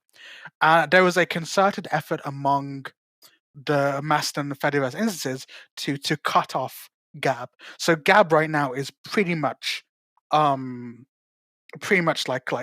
siloed off into its corner of the Fediverse kind of thing. And one of the most interesting parts about that was that there was like an effort by some of the less savory parts of the Fediverse, the less sweet parts of the Fediverse to actually go after Gab on like a total level. Yeah. The CEO of Gab got like a real personal meltdown over one of these instances attacking him, and I wish I could remember the name. But so while our kind of people on the Fediverse just kind of cut Gab off, these guys decided that, well, if Gab is here, we're gonna troll them until they defederate from us. So basically, like, you saw the drama and you were like, I should join this place. I saw why it is. I saw, wow, these guys have dealt with Gab. Like these Mastodon people have like cut Gab off at the pass kind of thing. They've done what Twitter could never do about Trump. And that's when I joined Queer Party. Right. Okay. And I think the Gab article was what. Obviously, I could be misremembering because it was like 3 years ago almost. But I feel like at least. I feel like if not the first, and the Gab article was at least something that I knew in my head at the time. But it was either Mastodon was kind of like the anti-Trump place, or the Gab stuff. So that was either one of those two or both. And what was I doing at the exact moment? Gotcha. Well, I was reading the article, I suppose. That's what I was doing at the exact moment. Okay, next question is from Chris. Hi, Chris. At Endali at Tech LGBT. Love that guy. And the question is, when will you take personal responsibility for the 2010 Gulf of Mexico oil spill? I didn't know that you were involved. Sorry, what? When will I what? When will you take personal responsibility for the 2010 Gulf of Mexico oil spill? Yes. I spilled 3 trillion liters of oil into the Gulf of Mexico. It seems so. That's what the people believe.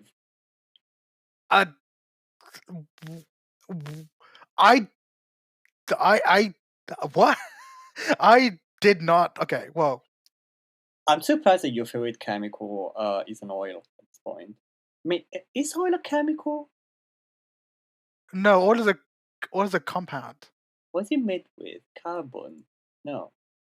What is it? Yeah, oil is made from carbon. Yeah. I mean, yeah, well, almost everything, but I don't know. Well, anyway, I guess we'll Anyway. never know. But they're not taking personal responsibility for it. So you're gonna get cancelled for the 2010 Gulf of Mexico oil spill, I'm afraid. Right. Okay. Sure. Sorry. Okay. Well, swiftly moving to the next question then. Which is from Joe at Shadow Jonathan at Tech LGBT. And the question is, By the way, I just want to say something. You know what's so funny mhm, is that Chris and Joe answered like after each other, and they just like you, they were in the episodes before you. Your I remember know, I your know, I first. know, I know. It's crazy. And spoiler for next episode. It's not really a spoiler because I already said it. But Chris and Joe are going to be in the next episode together. Nice. So some Very nice. foreshadowing of the next Force. episode. But yeah, so I was saying from Joe at Shadow Jonathan at Tech LGBT, and the question is, how does it feel to have a notch now? Which I assume it's about your phone. No. It's because this is episode 10, which is starred as episode X, right? Just like the iPhone 10. Ah, okay, I get it now. So it's a reference to how the iPhone 10 got a notch.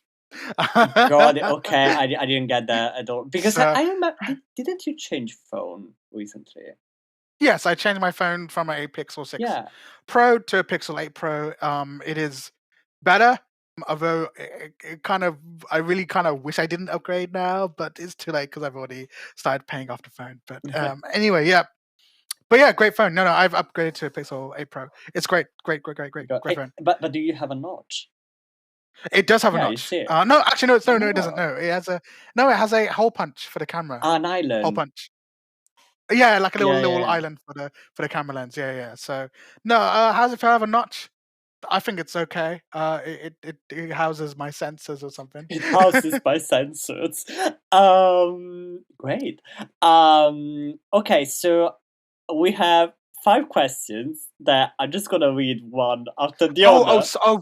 You can't see this question, Oh, I can't because see. it's followers only. Oh. So this question is from Malware, who is at melchiron at echo.wtf. It's a followers only question. I don't think you followed them. No, That's no. I mean, I'm trying to like see it from your. No, yeah, but yeah, wait. I yeah. think I might have it because if I go on my, yeah, I do have it. You Yeah, I can. Okay, I just need to switch to Froggy to say it. Um, okay, so let's go back. So next question is from Malware at Malkion. I didn't know you guys followed each other. Yeah, It's such a weird because I swear I've never seen you two interact. I mean, it's great that you follow each other. I presume that's because of me. probably. Yeah, I don't know why. Weird to think that you guys know each other through me, most definitely. But it's also kind of crazy to think that like other people follow each other that I didn't know follow each other. Like it's like there are also other people who don't follow each other but who both follow me. Like and who have no idea who like other people are. Like I remember one time I made a reference to you to someone else, and you're like, "Who is this person?" Like I've never spoken to them ever Huh. in my Fediverse career. I'm like, "Oh, okay, oh, all right then." But I do think that you're kind of like the central node of like so The many note, relationships. yeah. So It that was the same at university too. Like I did collect like quite a few friends at university. Um, and I think that's kind of interesting because like I at school and stuff, I was very, very alone, very lonely. Most because I was very like I was a weird, well, not weird, but like to everyone else, I was the weird kid, mm, So it was a very lonely experience in secondary school. But while I was there, I did kind of pick up on social stuff. Like I kind of like made a mental model of social interaction and stuff, and I learnt how other people interact, like as an observer hmm from the outside, kind of thing. And then I went to university, and I was like, look, I really got to make friends. I don't really know how because I never really got to make friends at school. I know, very sad. But then I got to university. I was like, okay, well, and the thing is because I never actually I never really knew how to make friends at school. I didn't really understand like social subtleties and things like yeah. that. So I would just basically brute force my way into discussions with people. Like they'd talk, and I'd just start talking to them. And I think like neurotypical people will see it as kind of refreshing that you don't do the usual bullshit. I think that's why I managed to get so many friends, because I was like, I just kind of spoke what I wanted to say without having to worry about social niceties and whatever. And I was Yes. like, oh wow, people really like flock to this kind of idea that I just speak whatever. And obviously it helps that I'm a nice guy too, you know. But yeah, so I got a really good circle of friends at university. A few of whom I'm still in touch with. A few I wish I still was in touch with, kind of thing. You know how it Yeah, is. yeah, yeah. Um, and at one time I hosted a Jackbox session, and I invited like 10 people, I think. And then I invited a couple more, like maybe a few people would turn up. Like 27 people turned up. I don't know how it happened, but somehow people knew that I was doing this thing. And so 27 of us were crammed around this table together with my tiny laptop screen, all of us playing Jackbox on our phones together. It was incredible. And we did that for like 4 hours straight in the university the hub. Yeah. Wow. Yeah, crazy shit. So I knew a lot of people, and I knew a lot of things, and I knew a lot about you will be surprised. I mean, you'll be surprised what people will tell you when they trust you. Like, and obviously That sounds so ominous. Like, you will be surprised what people tell but you. like, well, but it's no, but it's like when you're someone who never had like a decent level of socialization at university, the idea that people would just tell you things and trust you with them, like it is such an honor for me to have this information that wow, you consider me like a good enough person to trust with this information, and I would take all this shit to the grave, you know. Like I know so much shit. I was like, you know what, but the thing is, because so many I people know so many like national insurance numbers. but the one the other amusing thing is that people would tell me who they liked, and I would occasionally know who liked who, right? And So so you my played shipping, matchmaker. I played match. Yeah. I played IRL shipping. It was great, and occasionally, and because, like I said, back to what I said about being unreserved of like human behavior and whatever. At one point, I noticed that like a couple of friends were getting like really close to each other. I was like, huh, that like physically close. Like, oh, that's interesting. And I was like, look, and I said to someone, look, do you think da da da and da da da are going out? No, man, it's not possible. They surely they can't be going out. There's no way around. I'm like, I feel like I'm taking crazy pills. Am I going insane? And then like literally like weeks later, it turns out they were going out. You see, I was right all along. you were right. So yeah, I knew quite a bit of stuff. In terms of the Fediverse, like, do people tell me stuff? Well, I can't tell you that, unfortunately. No, no, no, That's a no. secret. That's a secret. That's a secret. Well, anyway, so yeah. The Next question questions from the next question from Manuel. The question is great a name, great pun. name. Like it really flows so well, Manuel. The question is, how many pizzas were boiled during the recording of this episode? 2. One for me and one for you. Yep. Perfect. And obviously like it's a question that we can only answer in the episode. So yeah, clearly, yeah, 2 pizzas. Okay, cool. So then we have 5 questions that I'm gonna read as one big question because they're all connected. Okay. From Liv at livingcookie at .is. And the questions are: who's the favorite sister? Who's the second favorite sister? Who's the third favorite sister? Who's the fourth favorite sister? And who's the fifth favorite sister? So basically, like, do a ranking. 1 Go. to 5. 1 to 5. Well, obviously, number 1 is Jessica. Oh, not me. Wow. Number 2 is obviously you. Oh, right in my face. Wow. Number 3 is Bard, of course. Number 4 is Prefetcher, who's Prefetcher at Miku.place. And number 5 is, of course, you, the girl listening to this. Also, the person listening is not a favorite sister then. They're the 5th favorite. I don't think they like it. But we'll take it. Okay, cool. Let's move to the next question. Okay, so the question is from Shut the Heck Up, which great name. At Sneezy. Yep, Sneaksy. Dixie. I'm like severely dyslexic. Like this is like super hard for me to do. At Leah.pet, and the question is, which house do you both think? Do both of you think would be the best choice for all of us to live in? Huh? So basically, I think the question is if all A us tower find. block. Oh, okay. Sorry, I thought that you were confused by the question, but yeah, what would the best house for all of us to live in? Well, I mean, I guess it's not a house, but like, if they mean like home, then sure, like a tower block. If they mean like a house, as in like not an apartment block, then I suppose like a giant mansion in the woods. Well, that would be nice. What's your answer to that? You know what I always found like really interesting? You know that there's like a city in Russia, like on the coast, basically. So like really, really north. And I think that either there was like a coal mine or like a coal mine like city or like something like that. I don't remember. But basically there's like one single like building and No, no, everyone. no, no, no. You're thinking. I know what you're thinking about. No, it's a town in Alaska. No. I know I know what you're Oh, saying. No, the one that I'm saying is in oh, Russia.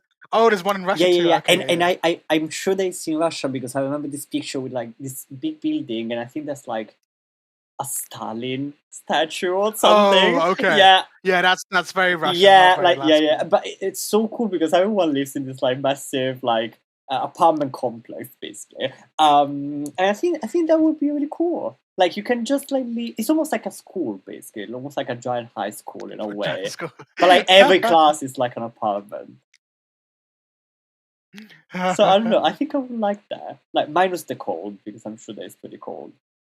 I don't think Yaseen agrees with my Stalinist choice of houses.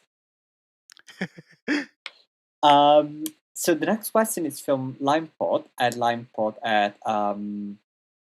Ouroboros. Ouroboros dot gay.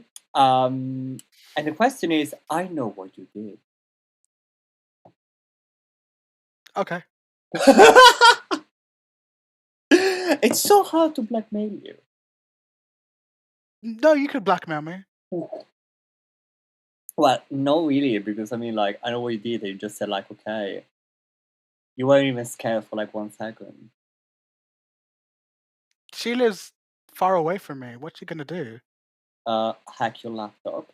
Oh, that's true. Yeah, I'm Yeah, actually terrified. yeah. I am actually terrified now. Actually, yeah. Oh crap.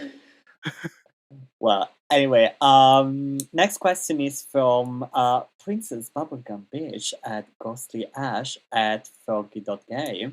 Represent. And I couldn't read Froggy.gay because it doesn't show like all my instance clearly. So, but you're so lucky that I actually remember the name of my own instance.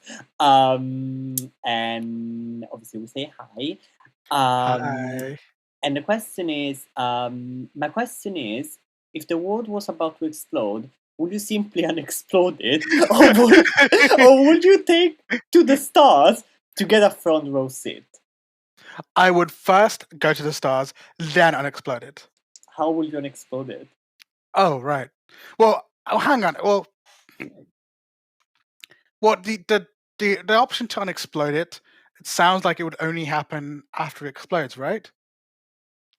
So if I were to watch it, I could just unexplode afterwards. But how would you do that physically, practically? I don't know. Magnets?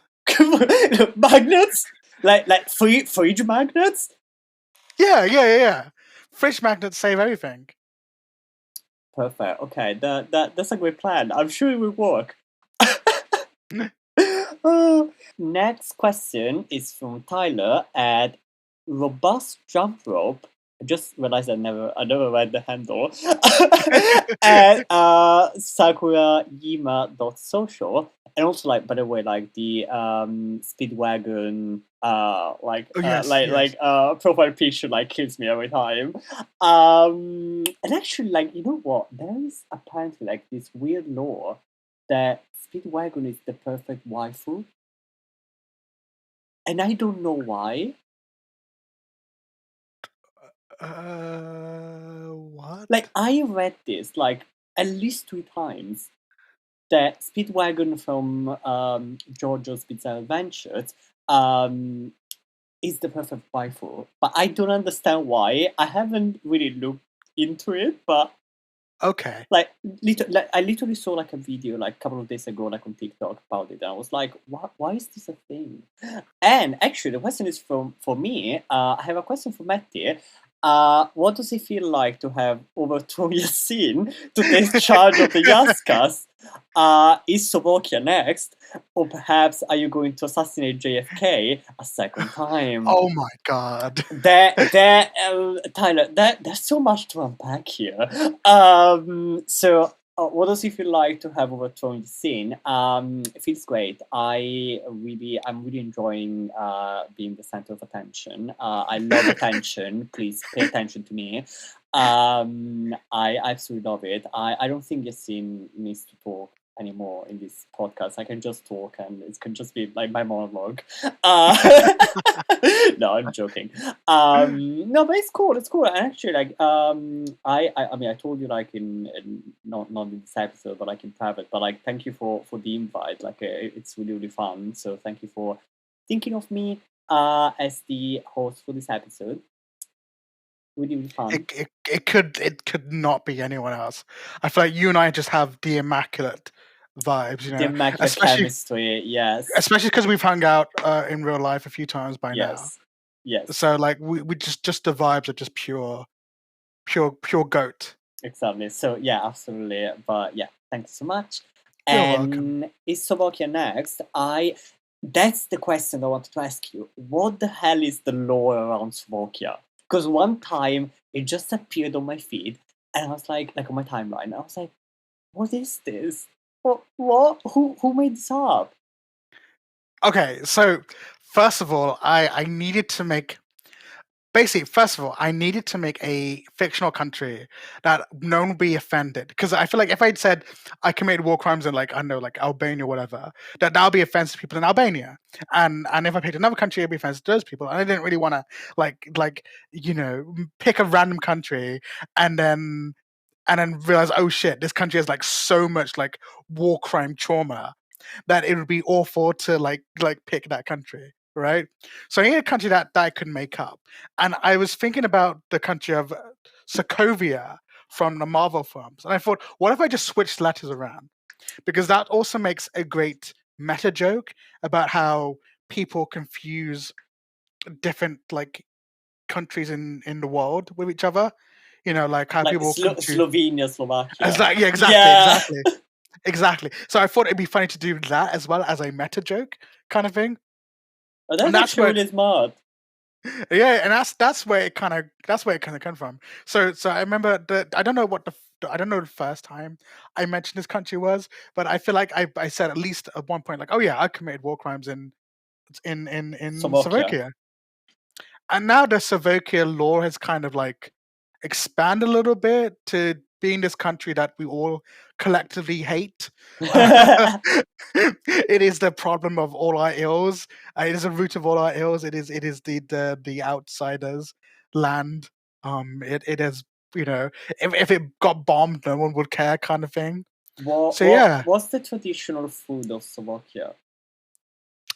rubble. I'll take that. And then the last question was, are you gonna assassinate JFK a second time? I don't know. I don't know how to do it a second time.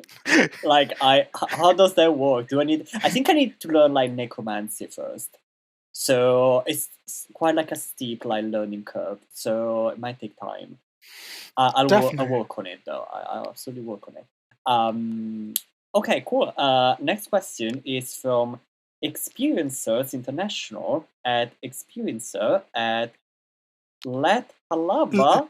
Lethal Lava. Oh, okay, makes sense. Don't land. I'm like the worst person at reading stuff. Like you have no idea. That's why I could never be like either like an actor or like a journalist because Totally. I can't read from teleprompter. Like I would be. Do you remember? You remember that meme from America's Next Top Model when they did like the teleprompter challenge and I don't. Mettie, you are so homosexual. That is Like, so gay. It's such a gay reference, but that's what like popped in my mind. Where I don't remember the name of the contestant, but like the word was like magenta or something, and she was like magnetic. I was like, yeah, that's me. That's absolutely me. But yeah, the question is, who is Yaseen? Why should we watch the Yascast? And does Birmingham actually exist? who is Yassie? Me. Why should we watch the Yascast? If you're watching it, and then I'm kind of wondering where you are in my room In the walls, probably. in the wars. That makes sense. Why should you listen to it? Well, if you've already listened to it this far, then you probably know why, right? Like, if you're already at this, if you're listening out, if you already got this question, you probably already have your own reasons for listening to it. And does Birmingham actually exist? Um, Birmingham was made up by big city to make more cities. What does that mean? Uh, that- That's up for the audience to work out. Okay, okay. Well, I can say that I actually visited you in Birmingham, and I do think that was an illusion that you have created, and that city Oh, wasn't actually real. yeah. Just an elaborate, like, giant bouncy castle for you. Yeah.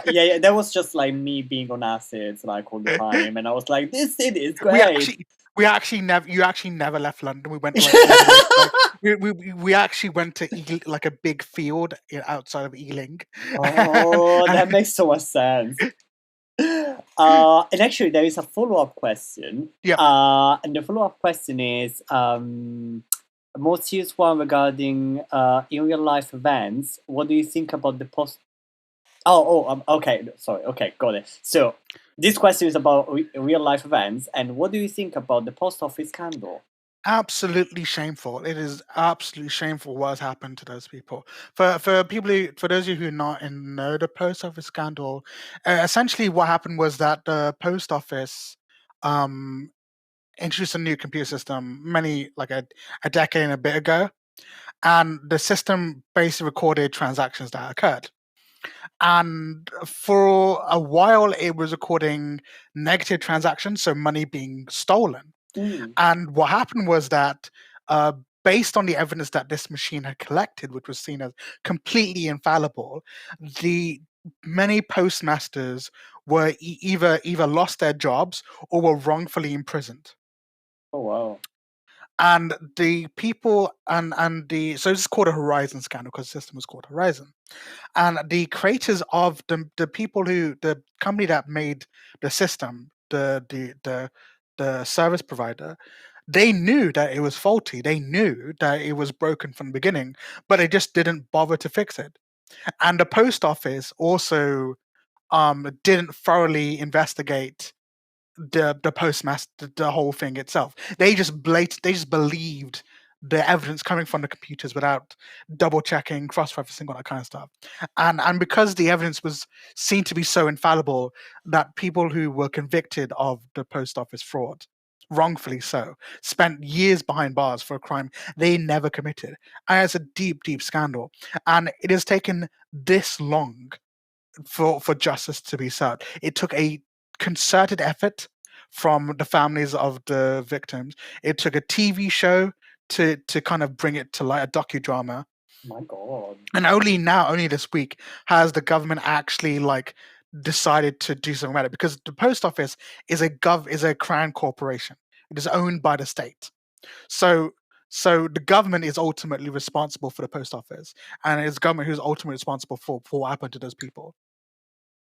And And here's the thing: it's an easy win for the Conservative government Yeah, to of course. not to be cynical, but it's an easy win for the Conservative government to be like, oh well, we'll restore justice, we'll give our compensation, blah blah blah, all that kind of stuff.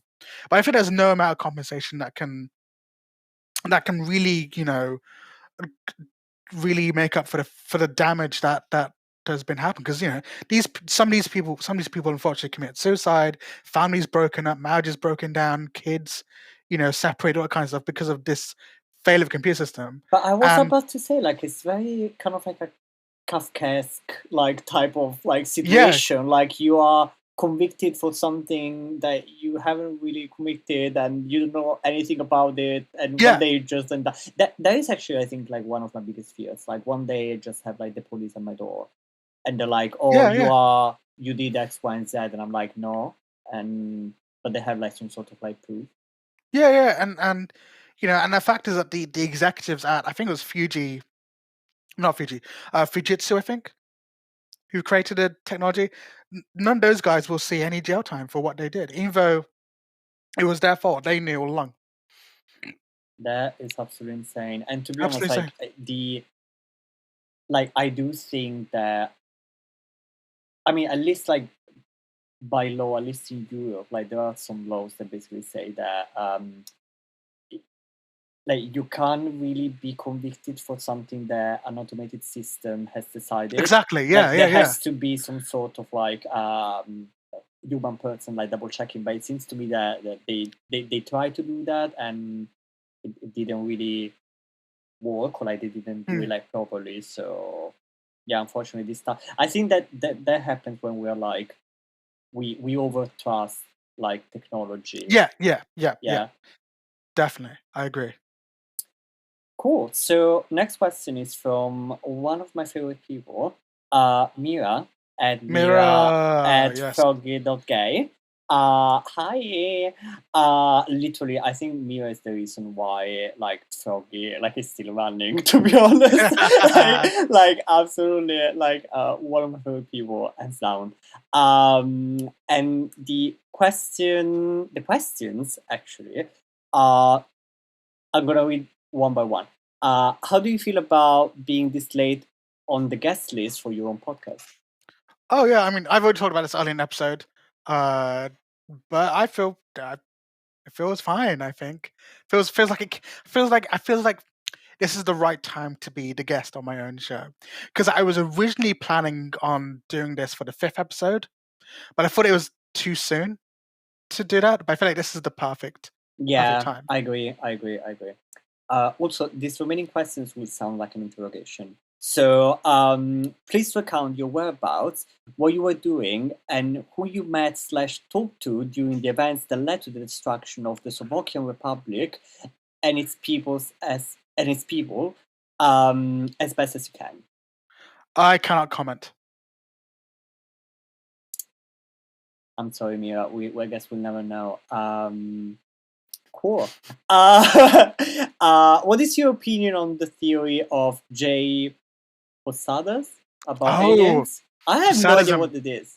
So this is actually related to his theory called Posadism. Let me just Posadism. Yeah, yeah. It's named after him. So he was he was basically Posadas. Posadas was a Trotskyist, and he believed in very very fringe ideas. Essentially, his idea was that communism can communism can develop interplanetary like travel, right? And he also believed that aliens from other cultures, aliens from other planets, must live in communism, and therefore they should come to Earth and help bring about world communism. Oh my god, space communism. So space communists will come and help the Earth about. So it's a very very fringe idea, and I do have a very interesting story about this, but not quite in relation. So when I was at university, I joined the Socialist Club, and I left very shortly afterwards. But one of the girls who was in the Socialist Club was very very pretty and very generously proportioned. Very If generous. if you have seen my reactions to the furry girls bots on Fetty, you'll understand what I mean by that. Anyway, back to this, and she was a Posadis, and I didn't really know what to do because I was 18, and I was like, oh, okay, cool, pretty girl is talking to me. Oh wow, what do I do? Oh, okay, ooh. Any of you girl likers out there will immediately understand what I'm talking about. But yeah, she's pretty girl talking to me. Oh, listen, I'll do anything. She was talking to me. She's like, oh, Posadism this, Posadism that. I was like, okay, this is kind of weird. I was like, I'm thinking, wow, is this worth getting a gobby? Was it? I said, is this worth getting a gobby?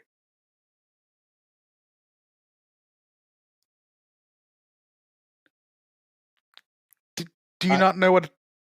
Do you not know what a gobby is? Yeah, and so then. Oh, like, what happened? Like, I'm waiting for like the end of the story. I'm like, and then. Oh, right. Oh, sorry. Yeah. So I was like thinking. Like, I assumed there wasn't really a question directed to me, so I was like, oh, and then what happened? Okay, whatever. Anyway, so we're really talking like hanging out like so and she just would not shut the fuck up about Posadism. Like it was all she'd ever talk about. Thinking, holy crap, this is I'm like tapping out, man. Like this There is woman such a niche thing, by the way. Like imagine I mean, there's like neurodivergent behavior, by the way. Yeah, totally. But like I feel like this is just way too much for me. Like the Posadism sounds fucked up and scary. And that's why I know what it is, because of this woman. And I decided to know about I left Socialism Club, not primarily because of her, but also because it was just really, really boring. Do you know what it's like to be in a room full of socialists? Man, it is boring and none of them shower. And so yeah, that was fun. I joined other clubs which are much, much better for me. So that's why I know about Poseidon, because I was an 18-year-old individual who hoped that they had a shot with a woman. And what is your opinion on that theory? Oh, right. Yeah, it's fucking crazy. Like, God, it's fucking crazy.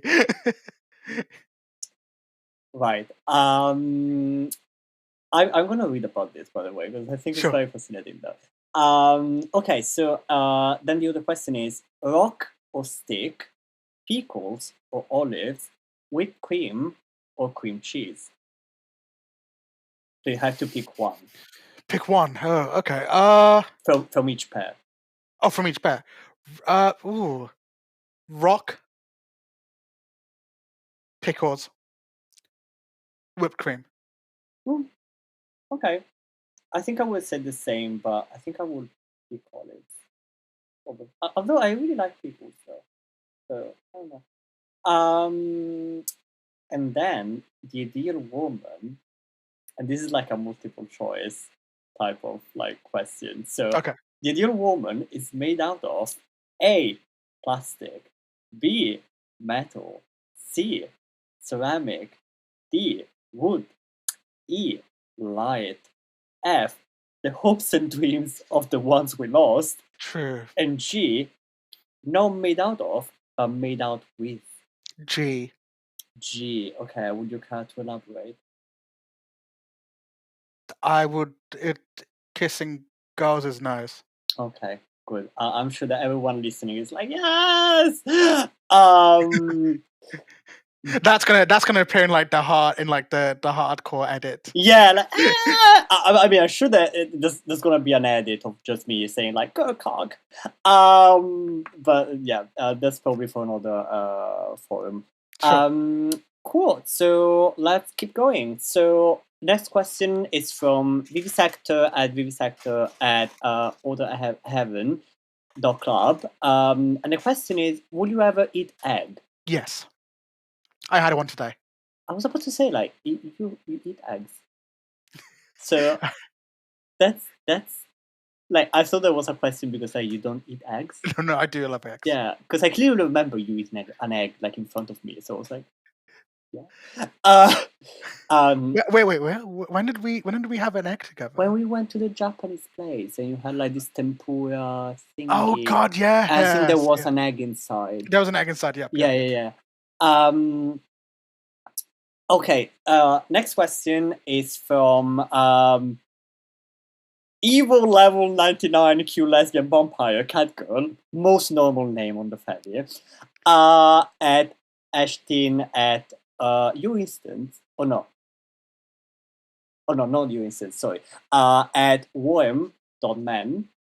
I never know how to pronounce it. Is it worm.man? Is it Worm. worm? Yeah, but if you read it, Woman. if you read it like all together, Oh, woman. it's like Woman.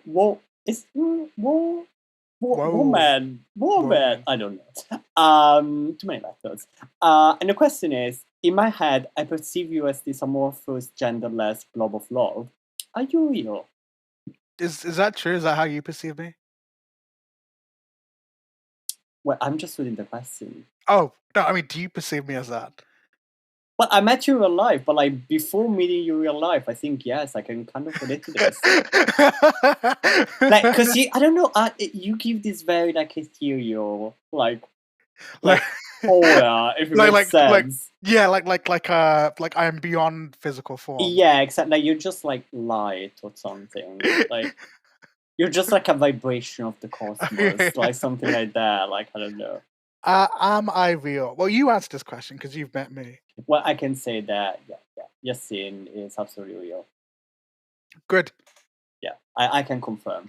We have witnesses. Next question is from Yay! that's how I read it in my mind. Yay! Miko. At Belfonia? Yes, that's how we read it. Yeah, Belfonia. At Macedona. Macedona. .fadi.kirigiri.me.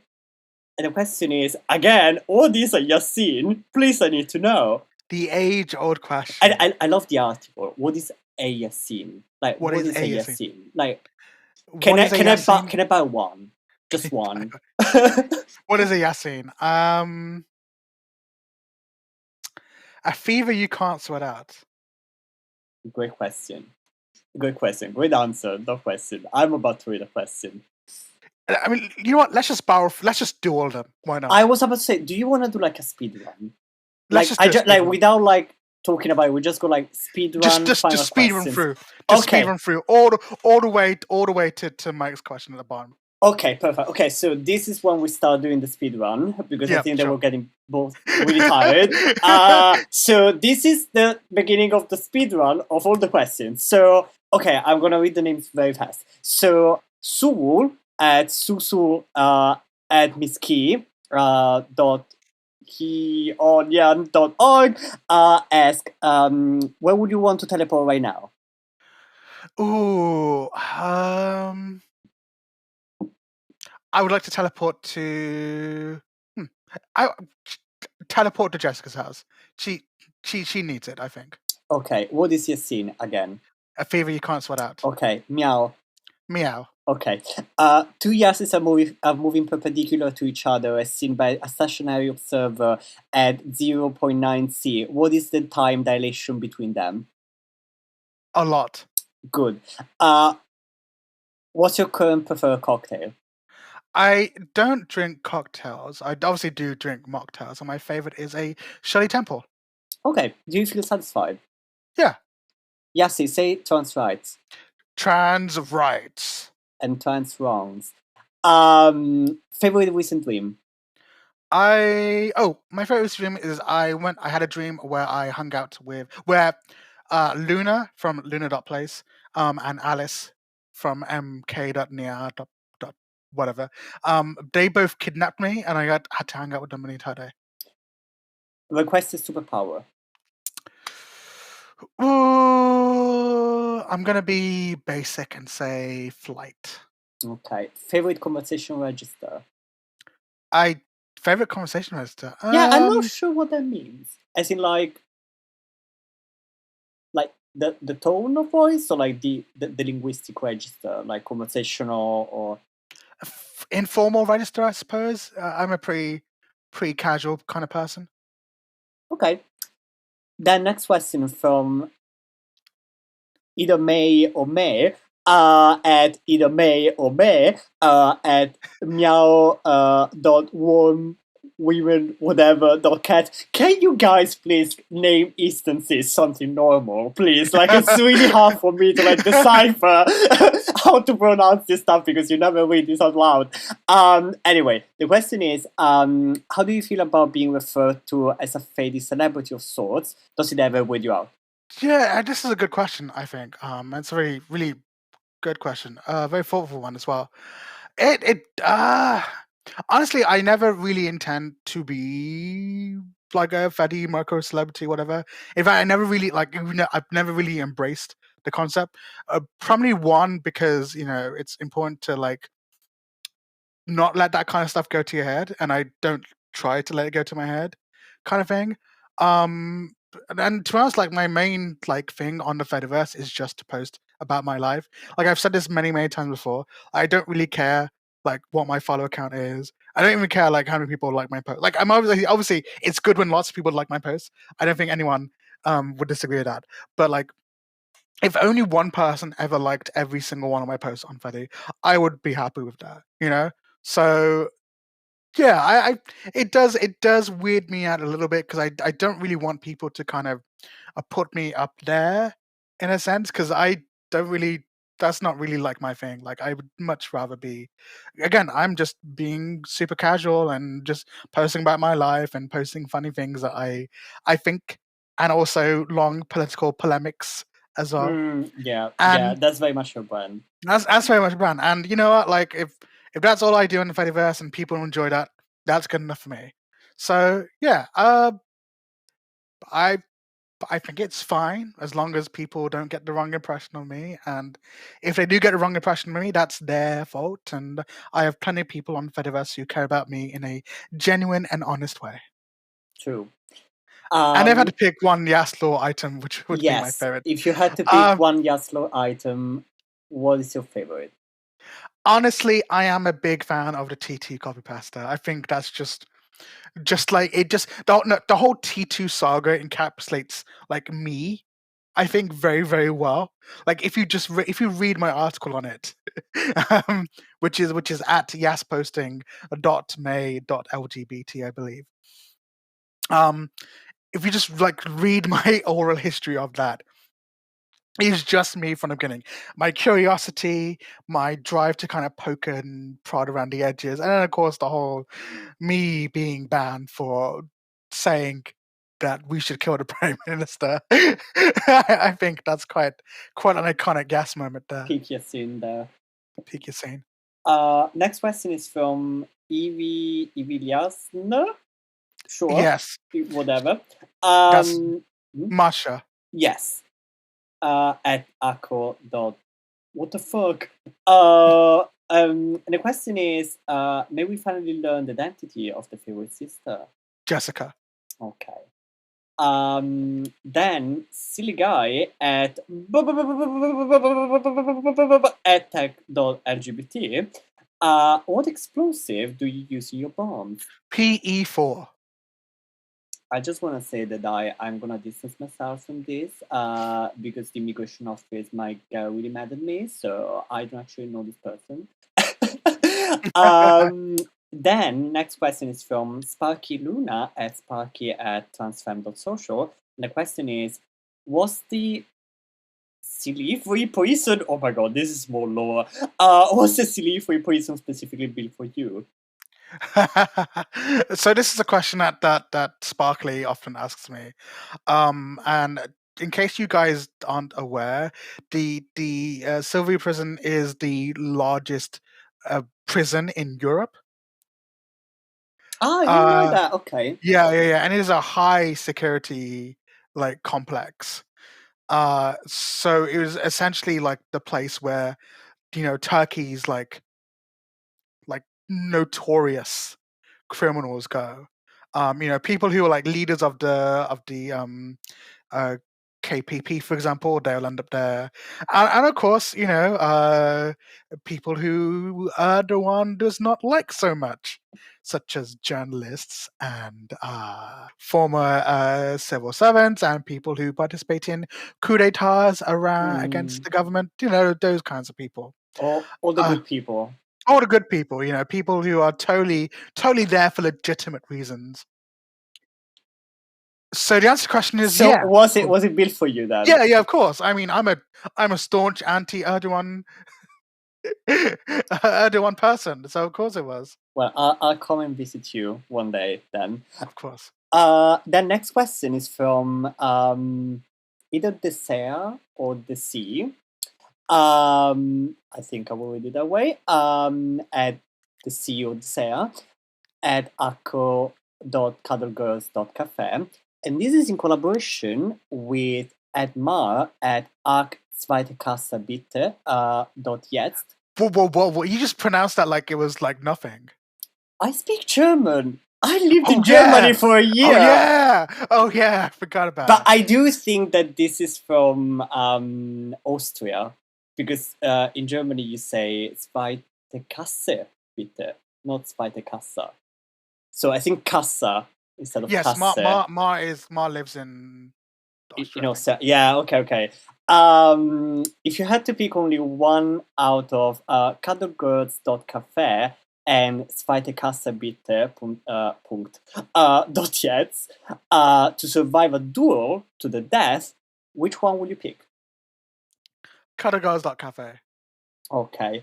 Also, which would you rather... Cuddlegirls.cafe again. Okay, I didn't read the question. Oh, sorry. You don't think about the listeners. The question is, which would you rather visit if they were both real places inspired by their namesake? And you said Cuddlegirls.cafe. Okay. Of course. Then also, please try... Okay, so you go first, and then I'm gonna say how I pronounce it. So please try your best to pronounce the following. Abstertaub and Abster's Traub. Abster's Traub. Abstertaub and Abster's Taub. I think it's cool. It's close. I will read it Absturstaube and Absturstaube. Which I think that it means the first one is crash pigeon, and the second one is crash grape. Oh, that's so funny. So, but I'm not sure if like literally that's how we'll translate it. But I'm not sure if that's like, I don't know, something super German that I'm not aware of. Sure. Absturstaube should. It was very difficult for me to pick between Desir and Ma, by the way, if both of you are listening. Very difficult to pick between the two of you. The only reason why I answered so quickly was because I can pronounce Cuddlegirls.cafe. Yes, of course. And also, Cuddlegirls does sound a lot better than Zweite Kasse Bitte. Oh, that was actually good. That was actually pretty good. That was actually really good. Okay, next question is from Eve at Acavodo at Livoitus.go. What do you love the most about England / the UK? I do like the countryside. I do like the rolling hills and the nice, if you get out the cities and into countryside, it's beautiful. That is actually true. Like, especially if you go like up north, like it's really, really good. And oh my God. Sorry, I thought you wanted to like say something about the countryside. No, that's why I was pausing. Okay. Then we finally reached the last question. And I think that the question is actually for me. So the question is from magiclike at macedonner.social. And the question is, what is Mettie? Mettie? I don't know, Yaseen. What do you think Mettie is? I don't even know at this point. I don't even know at this point. What is Mettie? Well, obviously Mettie is a robot computer head. In a philosophical sense, what is Mettie? Mettie isn't all of us. That's what she said.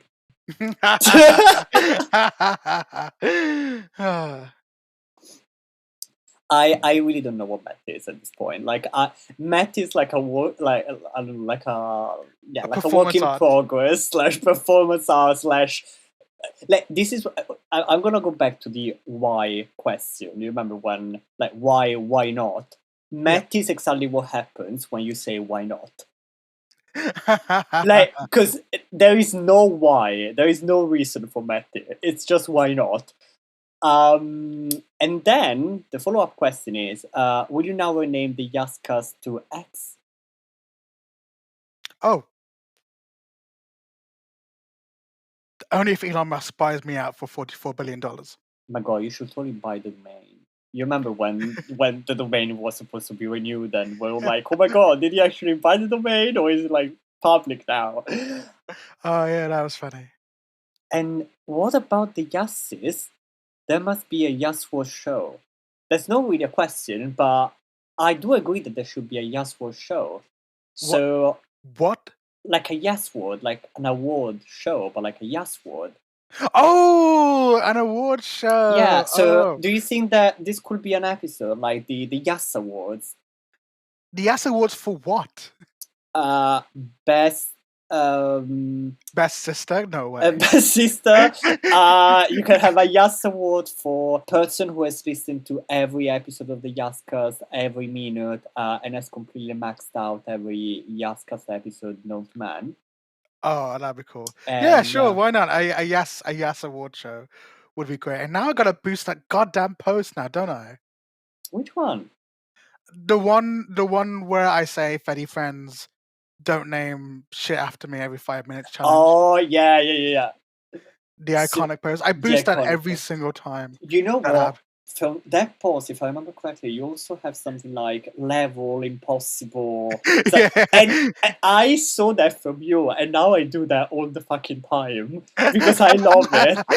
Like, it was so funny. Like, I literally sent a message today about that. I was like, oh, this is me just copying Yaseen's personality. That's so great. That's so funny. Oh my God. But yeah, so we managed to finish all the questions. Not gonna lie, I thought this was like an impossible mission to accomplish. So I'm really glad that we managed to do. That's to go through all the fantastic. questions. We did it. We did it. And yeah, I think we can call it a day and wrap it up. So, Yaseen, thank you so much for being a guest on your own show. It was really nice for you to just like take some time from your busy schedule to attend your own podcast. And yeah, I hope you had like a really nice experience. This was fantastic. It was fantastic being on here. Thank you so much for being the host. You've been such a good host. Thank you. I was about to say I had so much fun. It was really, really funny. Again, I will say it again. Please name your instances something that I can actually pronounce, because it will make the next episode probably like really like so much easier. And yeah, if you are still here, listener, thank you so much. I hope you had fun. And Yaseen, we'll see you in the next one. Yep, that's right. Should I do the credits? I'll do the credits. Do the credits. I got it's your show after all. It would make sense for you to do the credits, but like you don't know what to credit, so I'll just do it. So thank you to Mettie for hosting this. This episode was hosted, directed by Mettie. It was produced by me and also directed by me, kind of, I suppose. This episode was guested by me. Yeah, how the fuck do I how do I do? You know what? It's better if you just do the outro. You do the credits. Okay, I do the credits. Okay, so yeah. What should I say? So like produced by, hosted by, guest. So producer, host, guest, mixer, and master, which is a gamer. Okay, so I'm gonna do the credits. So first credit is to the producer, Yaseen, clearly. Credit to the host of this episode, me, Mettie. Then credit to the guest, Yaseen. First time. Many more to come. Credit to the mixer and editor. No. He just does gamer just does the mixing. I did the editing. So he's just mixer. Yeah. Okay. And credit to the mixer of this episode and all the episodes, gamer. And also thanks to VFX Land for the special visual effects on this episode. Oh yeah, thank you so much for that. And You know, thank you for I'm Final gonna Fantasy. thank you, Final Fantasy. Yeah, of course. You know, I'm gonna do the outro again as well, just like myself, because I feel it feels weird not doing one. So I'm gonna do one, even though you've already done one. Go for it, and then you can just pick I'm gonna whatever. keep. No, I'll keep both. I'll keep this entire segment in. Oh, okay. So this episode was directed, produced, edited, and starring me. It was hosted by Mettie, who is at Mettie at froggy.town. This episode was. It's so weird to talk about myself in the third person. You like forgot this. Froggy Guy. Froggy Town and Froggy Guy. Oh my god, I'm so sorry. Okay. I'm gonna start speaking. Yes. So this episode was produced, edited, and guest starring me, Yaseen, who is at Yassi_J at labyrinth.zone. Today's host was the ever lovable and very computery Mettie, who is at Mettie at froggy.gay. This episode was mixed and mastered by Gamer, who is Gamer at Bungle.online. This has been the Yascast, filmed directly underneath your kitchen table. Bye, everyone. Bye. And end.